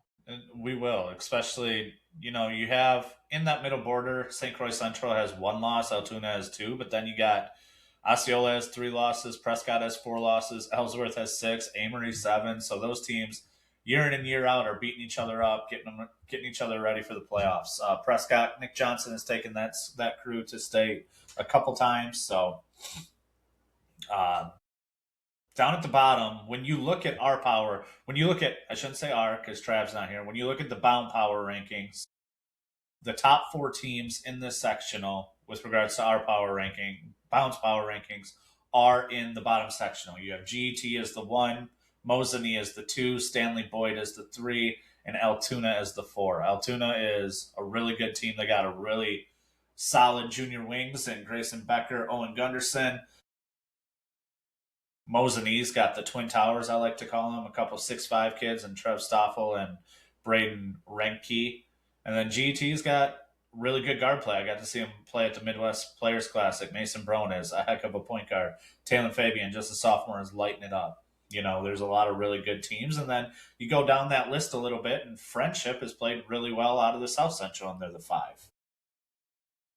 Yeah, I've had an opportunity to see Mosinee play a little bit on film, and I just the last couple of years I really like the way that they play and how they go about their business. Also, one of the cooler gyms that I've ever coached in before. It's a really cool.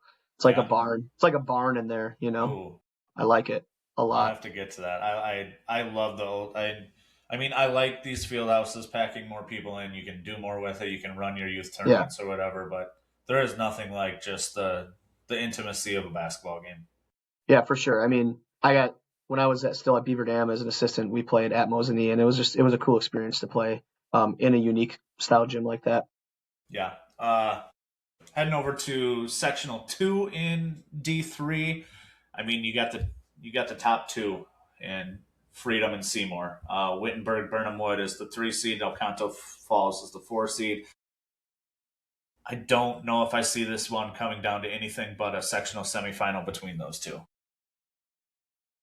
Yeah, and some people might say you could have flipped a coin between Seymour and Freedom, who gets the 1 seed and who gets the 2 seed, right? Yeah. But I think ultimately, maybe with who Freedom has played, probably gave them a little bit of a nod, and I think it's very, very close.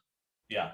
And I bet you that Seymour and Freedom have both had each other's names circled and are just grabbing film all season long, trying to, as much as possible anyways, right? Because they understand like that they're kind of a little bit more upper echelon than some of these other teams. I'm not trying to be disrespectful to anybody else in the subsectional, but it's just that's the cream of the crop right there. 2 teams that are favored to chase after a gold ball this year. Again, and we're not talking strictly in that sectional. We're talking all of D3. Yep, These are 2 absolutely of the better teams in the state. Yep. In that bottom group, it's a little bit more not top heavy, because top heavy obviously is what the top is. The B part of this sectional, you have Berlin as the 1, Brilliant as the 2, Xavier as the 3, Little Chute as the 4, Winneconne as the 5, and Kiel as the 6. Those are 5 teams that have 11 or more wins right now at this point in the season. Yeah, I mean, some historical names that are popular and always at the top, right? That are a little, like Brilliant, obviously. They always put out a great product, and, teams like Kiel as of late, right? And Xavier is always somebody that's always up towards the top. But Berlin's sitting at 15-3, right? Well, it'll be interesting to see, if they do get the 1 seed, like can they like hold down the fort and represent that 1 seed in the best way possible, because some good programs are going to be coming for them. Yeah, as soon as regional final game. So I was a little surprised to see Berlin as the one over a Brilliant. Mm-hmm. But again, a lot of season left to play. Berlin does have Hayden Reddington. He's a football player, but he's a big kid. He's a difference maker in D3. And Xavier is arguably the best player in this subsection on Logan Ramchick. So down at the bottom, sectional 3. This is the Richland Center Hornet sectional is what we're going to call this. Just kidding. We came out as the bottom seed in this one. Did get 2 wins since then, so hopefully that helps us. But yeah, Mineral Point is the 1, Aquinas is the 2, Lancaster is the 3, New Glarus is the 4, Mauston is the 5, and Lodi is the 6. Speaking on this one, as I know a lot of these schools pretty well, I was a little, when you look at the top 2, the switch, Aquinas and Mineral Point, Aquinas has 3 extra data points. They arguably play a tougher schedule. They play those D2, D1 schools. And then going down my Southwest Wisconsin team, so you have a Lancaster squad that's uber talented in its first 5. Really, really, really talented. And then a Platteville is an 8 and a Dodgeville is a 9. If that were to stay that and Mineral Point is the 1, you're looking at 2 teams in Platteville and Dodgeville that their records are, 8-8 and 11 and 7, but they can play. Mm-hmm. Platteville just beat Lancaster by about 22 on Friday night after this came out. So, fun fact, we are 6-12 on the season, and we are 1 game back of our section or of our conference standings. That is a pretty crazy fact, and it's something that we can use as motivation for our kids, which is great. Yeah, for sure. On the bottom side, Lake Mills, such a good team. They are so fun to watch. The way they share the ball, the way they make the extra pass. They got Tyler Wallen is a Swiss Army knife. He does everything well for the most part. Plays kind of a point forward almost. Really good quarterback too. Lakeside Lutheran is the 2. They just pushed Lake Mills to a 2-point law. Lake Mills only won by 2 on Friday. And then you got a Watertown Luther Prep team that is 3rd, East Troy 4, Columbus 5, and an Edgerton team sitting as the 6th seed. Here, Luther Prep, I'd love to see more of. When I saw them this summer, they're lanky. They got guys up and down the roster that can defend, that can slash, that can shoot.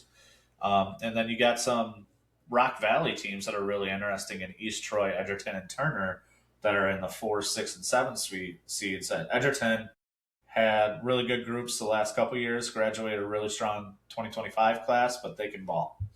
But I think it runs through Lake Mills, if I'm being honest.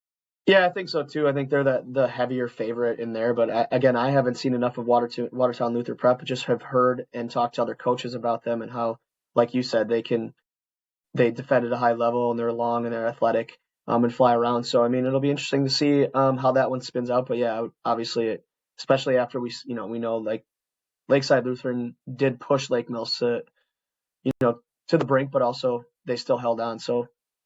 Yeah, we'll see, but I think Lake Mills is definitely top. Those 2 teams just know each other. I mean, they do, for sure. It's like reading the back of your hand, and you got to just figure out how to do your thing better. Yep, and the fight for kids in a small community, and all that. So yeah, sectional 4, Oostburg at the top in the subsectional or half sectional. Oostburg is the 1, Lake Country 2. Kennemoraine Lutheran is the 3. Brown Deer is the 4. Coach, anything that stands out? Oostburg's a really good squad. They got the Cade Dirksey back. They've been flying since. The 2 losses I think they have are without him, and every other game they've been pretty dominant in. Yeah, I think I think you hit it on the nose, right? Like Oostburg is the top team for a reason in this sectional, and it'll be a battle to see who they face in the sectional semifinal, and even then to the sectional final. So that could be shaping up to be a great sectional final, couldn't it? Yeah, and Brown Deer gets that drop down effect, right? They play a lot of D2 and D1s in the Woodland, so Mm-hmm. that helps, and they've got It a pretty does. good squad. So, and I don't want to go too far without not mentioning that Lake Country team is really really solid, and they've been really really solid for a long time. Yeah, for sure. I mean, and obviously not skipping much of a beat, right, with the coaching change there either. So Yeah. In the bottom sectional, this is again where you see one of those outliers. But at the top, you have Racine Lutheran is the 1, St. Cat's is the 2, Dr. Howard Fuller Collegiate Academy is the 3, Kenosha St. Joseph is the 4, Shoreland Lutheran as the 5. Um, Dr. Howard is the outlier that was teased on. yeah, it's the same. I mean, it's the same conversation over It and over is. again, right? It is. So We're repeating ourselves. We don't need to go into it, I think, any longer. What I will say is Kenosha St. Joseph and Shoreland Lutheran, both Metro Classic teams, right? Both will have played Racine St. Cat's and Racine Lutheran twice each. Can that help them come a playoff time? Can they make an adjustment? Who knows? But I've seen Shore and Lutheran a little bit on some film, and I was impressed with the way that they play and the tools that they have there. Racine Lutheran and Racine St. Cat's are just so good. it every time that they play each other, I have to, if I'm not watching it, I have to go back and watch it. It's a fun brand of basketball to watch. They compete Definitely. so hard on the defensive side. It's crazy. Switching over to D4 in sectional 1, you have Colfax as the 1 seed, Chautauqua as the 2, McDonald as the 3, Clear Lake as the 4. Um, a lot of Lakeland teams, a lot of Dunn St. Croix teams, and then you've got that McDonald Central team that they play in a Clover Belt conference that is super competitive all the time. Yeah, it's we're getting now like with the D4s and stuff, even a little bit in the D3 where you're just talking about it, where like some of these schools are playing higher division teams in their conference, and it gets to be really tough when it comes to scheduling and how everything kind of shapes up. So some of the records might not always tell the story. Correct. That's a very good point, and it's very tough for sometimes it's tough for those schools on the western side of the state to really be able to challenge themselves on a consistent basis, like those in the Milwaukee area, FV area, Madison area are able to. Down at the bottom of that, in the B part of that sectional, you have Fall Creek as the 1, Regis as the 2, Durand, Arkansas as the 3, and Whitehall as the 4. Just a little note: Luther, who is Audubon, Alaska, they play in a Cooley division. They play, a lot of really good schools in their non-con. They sit at the 6, but I look at the top in Fall Creek and Regis, and these two squads have been rolling. Coach Rick Yeah, I mean, Storley, shout out to him out of Fall Creek, just got win number 400 on the year. We'll touch on that probably. We have already touched on that, but we're recording a little out of order today. yeah, that's incredible, by the way. But yeah, it's just interesting. It's interesting to see a couple of these things again. Like you see kind of the breakdown of records here and there, and when you see a team like Luther sitting at 8-8 and where they're at, well, I mean, who you play does matter, which is a good thing. It's a very good thing. It can't just be your record sometimes. In that sectional 2, D4 sectional 2, Marathon is the 1, Hurley is the 2, Neelsville is the 3, Spencer is the 4. When I'm looking at this one, I see a Marathon team that has just rolled.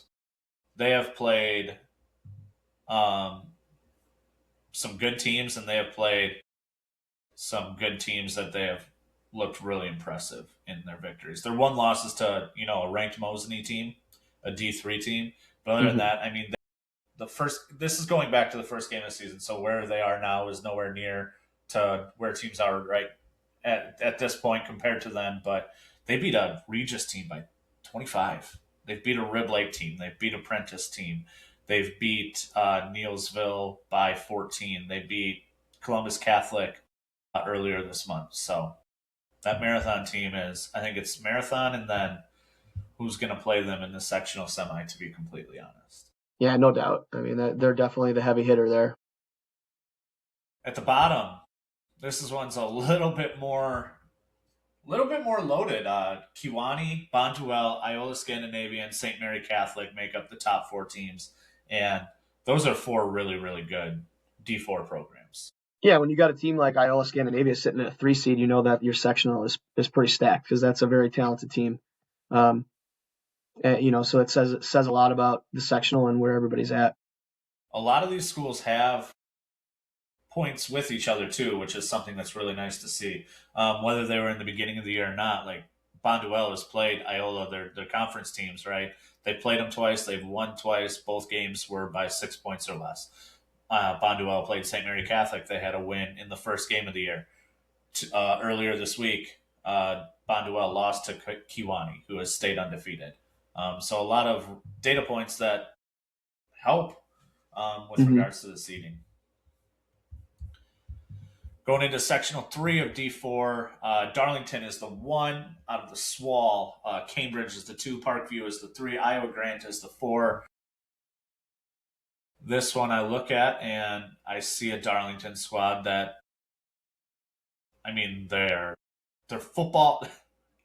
I made this comparison. We play West Salem on Tuesday, and I'm like, they're football players that are talented that are on the basketball court. And that's kind of what Darlington is. They're a really skilled basketball team that are also football players. Physical. Yeah. I mean, you're just at the high school level, you're looking to just have as many good athletes as you can, and you kind of work with what you got, right? So to me, I mean, during the basketball season, they're basketball players. So it's a good thing to have when you have multi-sport athletes who can excel at multiple sports and, be really good. Like that's what you're looking for in a high school for sure. And you got a Parkview squad that is, they have a good record in 16-4. All their losses have, for the most part, been close, except for a really tough one this past week against the Johnson Creek squad. But you look at their schedule rank, and on our side, on Bound's site, it's 417. Bottom part of that, you've got a Lomira as the 1, Partyville as the 2, Marcus Ana as the 3, Horicon as the 4. One squad that I would point out is Marshall as the 6. I know Coach Zweffel a lot. They were a sectional final team a year ago. He's taken Belleville to the sectional final a couple times. And then you look at it, the teams that are ahead of it, and Trailway squads sometimes have struggled in come these playoffs. But more importantly, I look at the top, and it's a Lomira team that, I mean, they just had a double overtime win over Xavier. They've beaten Oakfield. They've beaten a Winneconne team. It's a really, and then you have a Jake Bresky who is he is a difference maker at the D4 level. Yeah, I mean, their only loss of the year is to Oostburg, correct? Yeah. So I mean, and we talked about Oostburg and how good they are already. I actually watched that game, and Oostburg definitely was playing at a very high level that night. It just wasn't Lomira's night that night. So, but yeah, they're the heavy favorite there. Yeah. Sectional 4 at the top, you have Howard's Grove as the 1, Manitowoc Lutheran as the 2, Roncalli as the 3, Kohler as the 4. One thing of note, that Friday after this game, Manitowoc Lutheran did beat Howard's Grove on Friday night after these initial seedings came out. Yeah, super competitive subsectional, I think, and it's going to be fun to see how that one pans out. There's going to be some really good matchups, so looking for some really good games, especially early on in regional semifinals and everything, and regional quarterfinals. Like those are games you want to tune into for sure. Just a couple notes on some of those other teams. Roncalli is right now playing without their senior star and Donovan Cowley, unsure of when he'll be back. Kohler just almost beat a Sheboygan Lutheran team. It took a buzzer beater to beat them. And then Laconia has gotten back Cash Farrell out of injury, and I think they've won 5 of 6 since he's been back. So just some notes and tidbits out of that sectional. In the bottom, you have Milwaukee Juneau as the 1, Cedar Grove Belgium as the 2, Dominican as the 3, Living Word Lutheran as the 4, and that Prairie School is the 5. Is this... I mean, we said this last year. Milwaukee Juneau, we figured would come out of this, and they ended up getting upset. I don't remember what it was either sectional semis or regional finals. Can any of these teams push that? I actually do think that Dominican has a shot to come out of here. They're a really talented team. You know, uh, Zeke Jones obviously is super talented, and if that Yeah. kid gets going, I mean, he can take them on a very fun trip. I would imagine, right? Milwaukee Juno is super talented. They're very athletic. Obviously, star power they have it in Dooney Johnson, but we'll see what happens. But obviously, Milwaukee Juno is the favorite to come out of there. But at the same time, I think like a team like Dominican can definitely push them at some Yeah. point. And a Prairie School team that they were at the state tournament last year, and they were all, for the most part, underclassmen. So they've been there. They know what it takes to get there. Coach, I know you got to get going soon. Let's get through D5. D5, we have Turtle Lake as the 1 in sectional 1, Drummond as the 2, Webster as the 3, Washburn as the 4. This is a lot of your Lakeland, your Northern Lights teams. Since then, Drummond has put together a couple impressive wins. Turtle Lake has fallen to Mellon. Turtle Lake and Webster play. I think they've played each other twice already, or they have one more matchup coming up. They have one more matchup coming up on Tuesday. Last year, we got to see Turtle Lake at the state tournament. And Wagner, 6'8", 6'7" kid that I say that word so much, and he showed that he can dominate inside and out. And at the D5 level, you have a kid of that size, big difference maker. For sure, man.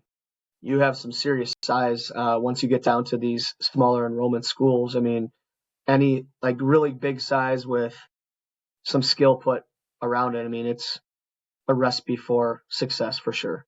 Yeah. On the bottom, you have Loyal. Prentice is the 2, Mellon is the 3, Columbus Catholic is the 4, Rib Lake is the 5.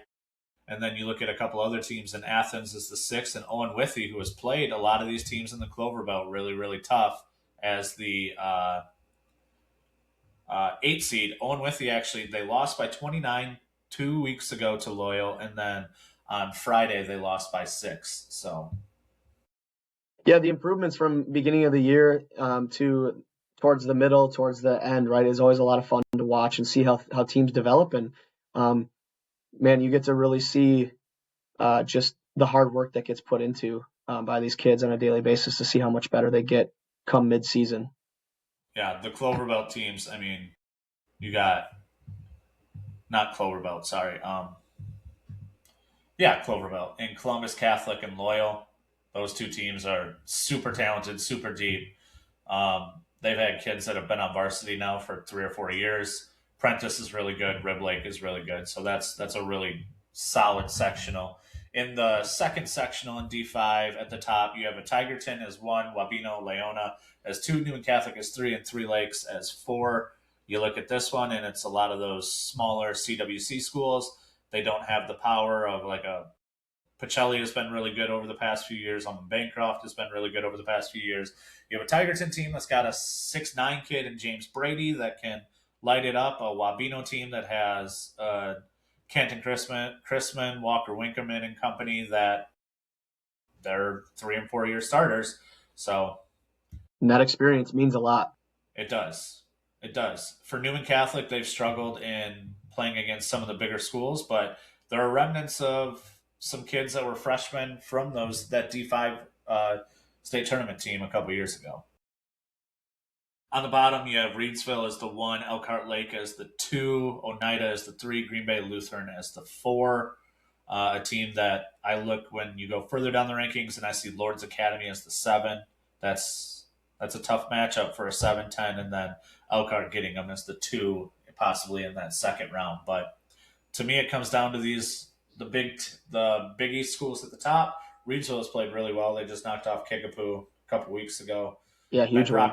Ben Prochnow the real deal at point guard. He scores it, he assists it, he makes some big time shots. Going to the sectional 3, Royal is the 1 seed, Cochran Fountain City is the 2, Hillsborough is the 3, Assumption is the 4. This one kind of has a sporadic group of teams with regards to what conferences they come from. Cochran Fountain City was the state tournament champs last year. They're playing well again. Royal reloaded and is at the top of the Scenic Bluffs, and then you got a Hillsborough team that has challenged them with an Assumption team behind them that's got JT Schlafer and Logan Nystrom that can just score the ball in bunches. Yeah, for sure. I mean, it's for this sectional, right? A lot of teams that are at the top are teams of note for the last couple of years. Yeah. At the bottom, this was sectional of death, so to speak. Last year, again, this year. It's really really talented. Kickapoo is the Super 1, good.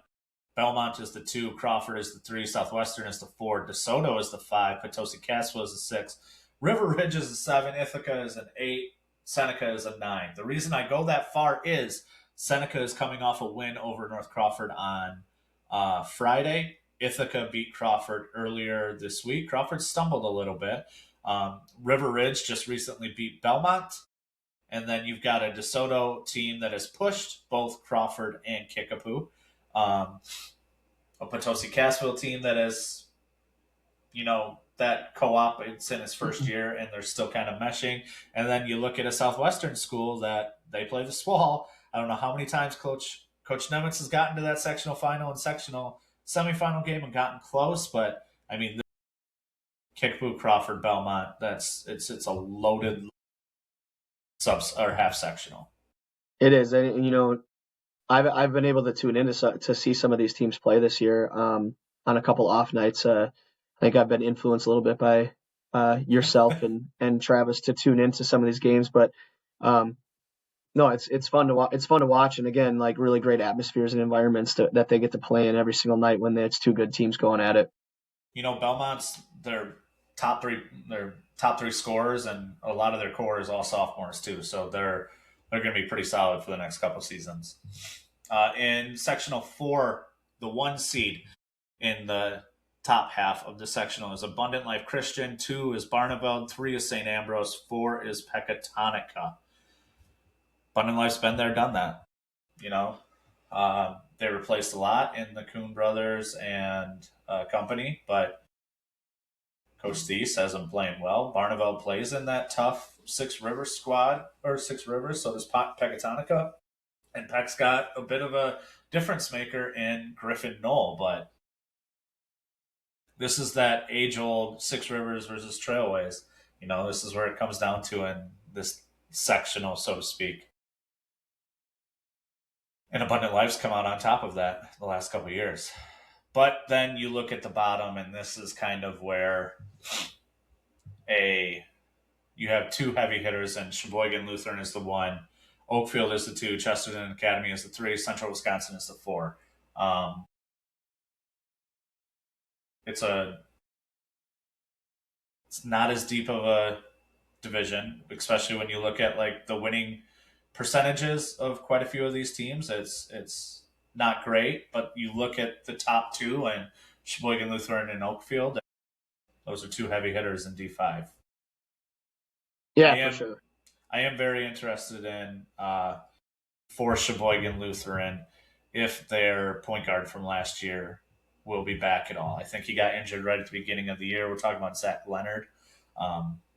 If he comes back, that's a huge, huge boost for Coach Verhagen and the Crusaders. That is kind of our rundown. We were long-winded. We always are, Coach. I probably kept you too long. Before you get out of here and before Trav hops back in for our preview, anything you want to touch on, anything you want to say, anything you want to preview? No, not really. I mean, I have a busy week ahead of us. We have a 3-game week and some tough opponents and some things that are really going to matter come the official seeding. So I'm just really excited. It's a great time of the season where things really start to kind of pan out and you get to see things come into fruition for you a little bit. So no, it's an exciting time of the year, and getting to come and talk about the state basketball tournament is a lot of fun. Yeah, we're 2 weeks out from the official seeds coming out. So stick around, Coach. Thanks for joining us. Enjoy the party. Have fun with the Super Bowl, and good luck this week. Sounds good. Thanks a lot. Big time discussion there, talking seeds, playoff seeding. Trav, you touched on it. This week, the girls come out a week from today. When you're hearing it, it's 6 days from when you're hearing it or less. But girls' official playoff seeding comes out on the 15th, and boys will come out on the 22nd. So before you know it, we're there. Um, we're just going to hop right into a preview where there's no banter happening right now. We bantered all the last about hour and a half that you were listening. So we're hopping right into the preview. I'm going to start. I'm going to start on the boys' side. And on Monday, you've got the Eastern Wisconsin Northeastern Challenge. On Saturday, you've got the Southeast Conference and Milwaukee Public School Challenge. I'd love to see more of these. I'd love to see conference challenges, whether it's on a weekend or something like that. I've always loved the idea of the SWC and Swall doing one. There's been a few more over the years. The Badger used to have a challenge, Badger Large, Badger Small challenge. The Big East had an in-season tournament at one point. Yeah. I believe MPS had an in-season tournament at one point. And there's probably others that we're forgetting as well. I think the challenge is the logistics of not knowing, what that's going to look like and how that's going to work. And also, I don't know, I haven't talked to a lot of coaches, I guess, but I'm guessing coaches aren't necessarily excited about not knowing their prep for that, real far ahead of time. Yeah. So there's just a lot of challenges that come with those challenges, but it would be interesting to see something like that a little bit more. I think it's cool for the fans. I think the Clover Belt used to do it as well, and they would do it. I think they were the ones that did it in one location, and the Badger has done it in one location in the past as well, where it's not like you have 8 different venues for 8 different games. It's all in one location over a day or two, which that I think is a real cool opportunity to bring everybody in and see it in one location. If you're going to do it, I think that's a cool way to do it. But again, I know that brings a lot of challenges on board. Yeah. I've really would love to see a Swall SWC one gym, 6 or 7 games. Like that's the Swall would win is the problem. That's fine, but I like basketball, and there's a lot of really good teams and story teams in that Swall that get into a gym on one day. Other big games: Peck, Atonica, Barneveld on Monday. Those are 2 teams that are at the top of the 6 Rivers West standings. But they're battling it out. On Tuesday, you have ranked matchup between Fall Creek and Regis. Both only have 1 loss in the Clover Belt West. They played each other. They will play each other this Tuesday and then the following Tuesday. So they'll play each other 2 times in 8 days to kind of determine that. It's a different level, but Reedsburg, we played Fort Atkinson in Reedsburg on Friday, and Monday we travel to Fort Atkinson. So, wait, twice in 4 days? Yeah, Monday to Friday. Oh my gosh! Back-to-back days. Like I don't know what the varsity did for practice, but for lower levels, there was no practice in between. You just go play the same team, basically 2 basketball days in a row. Wow. One of them, as you can imagine, one of them was postponed. I think the Monday one was a postponement. I think we had that with Dodgeville a couple years ago in 2020, 2021. Other big games: GET plays at Altoona. Really good matchup between D3 teams. Non-con. Racine Lutheran heads to Dominican. Dominican's faltered a little bit, but they play every team tough. That's the thing. They're really talented. They play a really tough schedule, and they play everyone tough. Seymour, who's one of the 4 undefeated teams, heads to Fox Valley Lutheran on Tuesday. The first time these 2 teams played, Seymour squeaked away with a 1-point win. So it's the closest game they've had all year. Now they head on the road to take on a Fox Valley Lutheran squad. Slinger has a couple big matchups this week, again in the North Shore with Homestead and Nicolay. Another non-con on Tuesday is Milwaukee Academy of Science and Brooks Central. Columbus Catholic and Rib Lake play on Tuesday. DC Everest, who is coming off that really big win over Marshfield, They get to go to Stevens Point on Tuesday, so we'll see if there's any sort of letdown or if we'll see that momentum just keeps carrying them in the Wisconsin Valley. Sauk Prairie, a battle of the top two teams in the Badger small standings.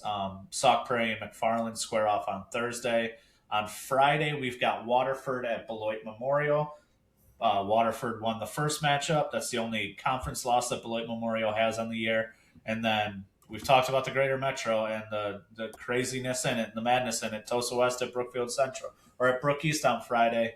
Again, really big implications. And then this is something that I don't think we touched on quite near enough back in Thanksgiving.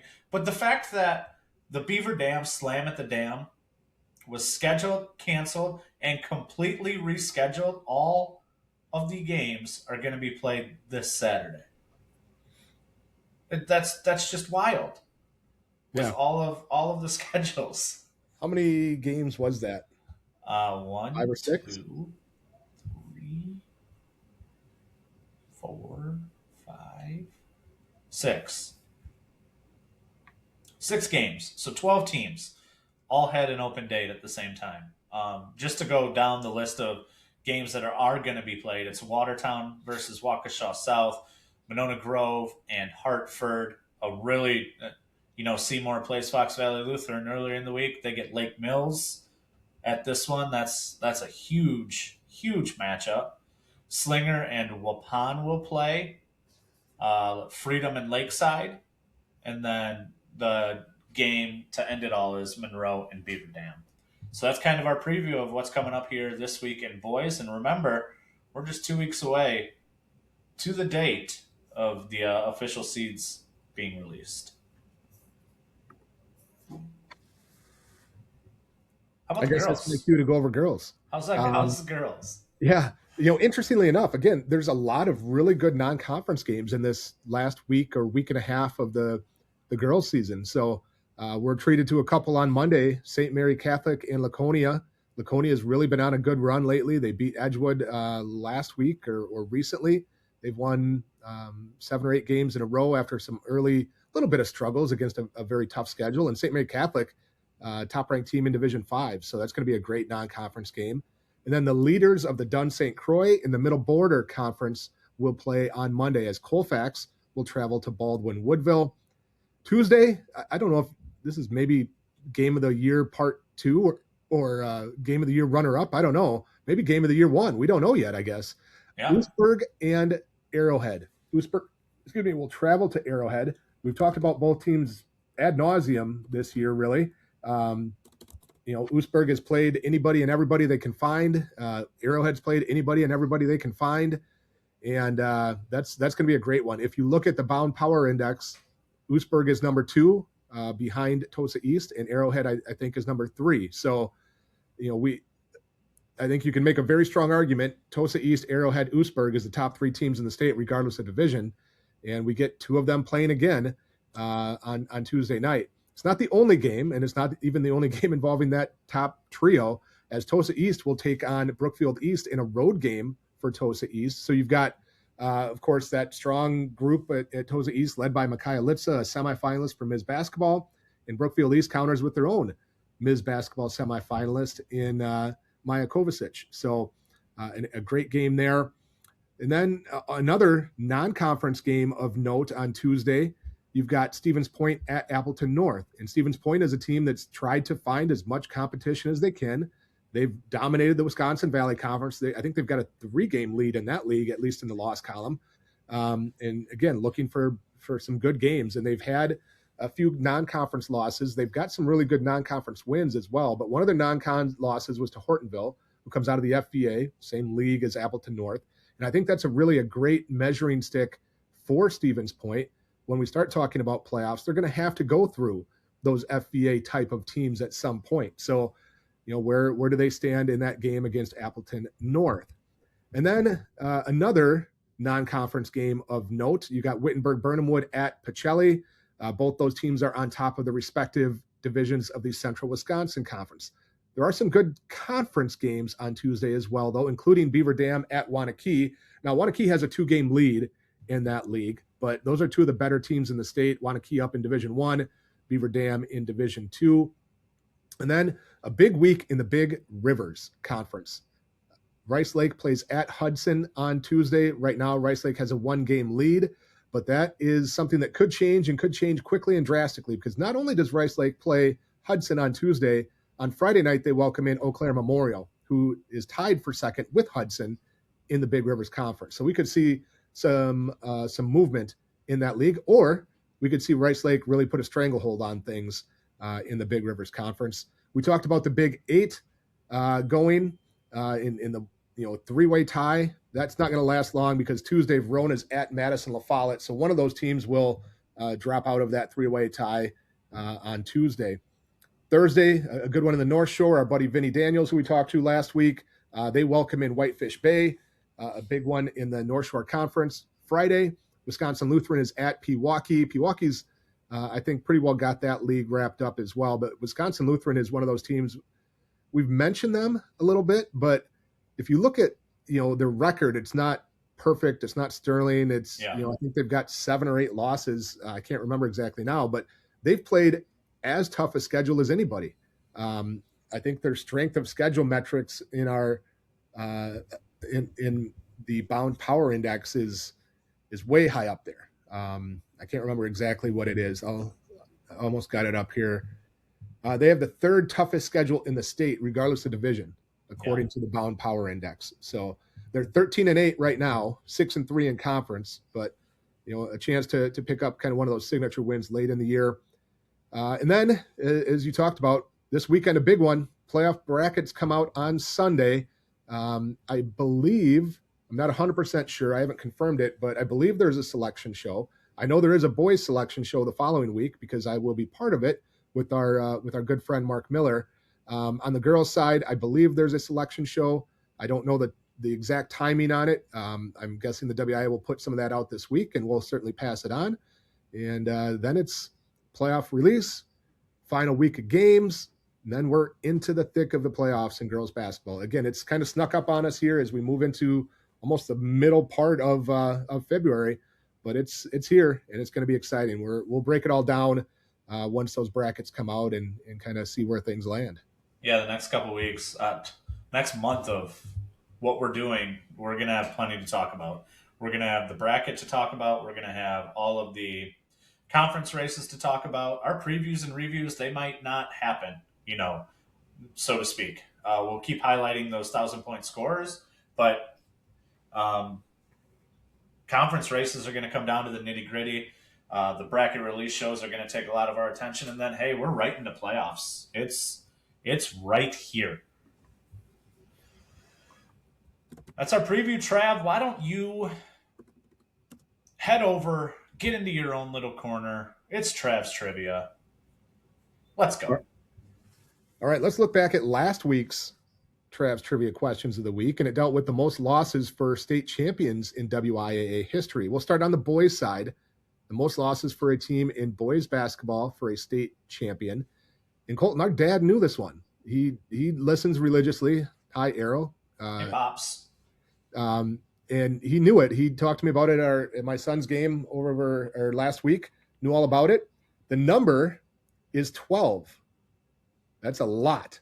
And this was in 1979. So Elkhorn was 6-12 in the regular season.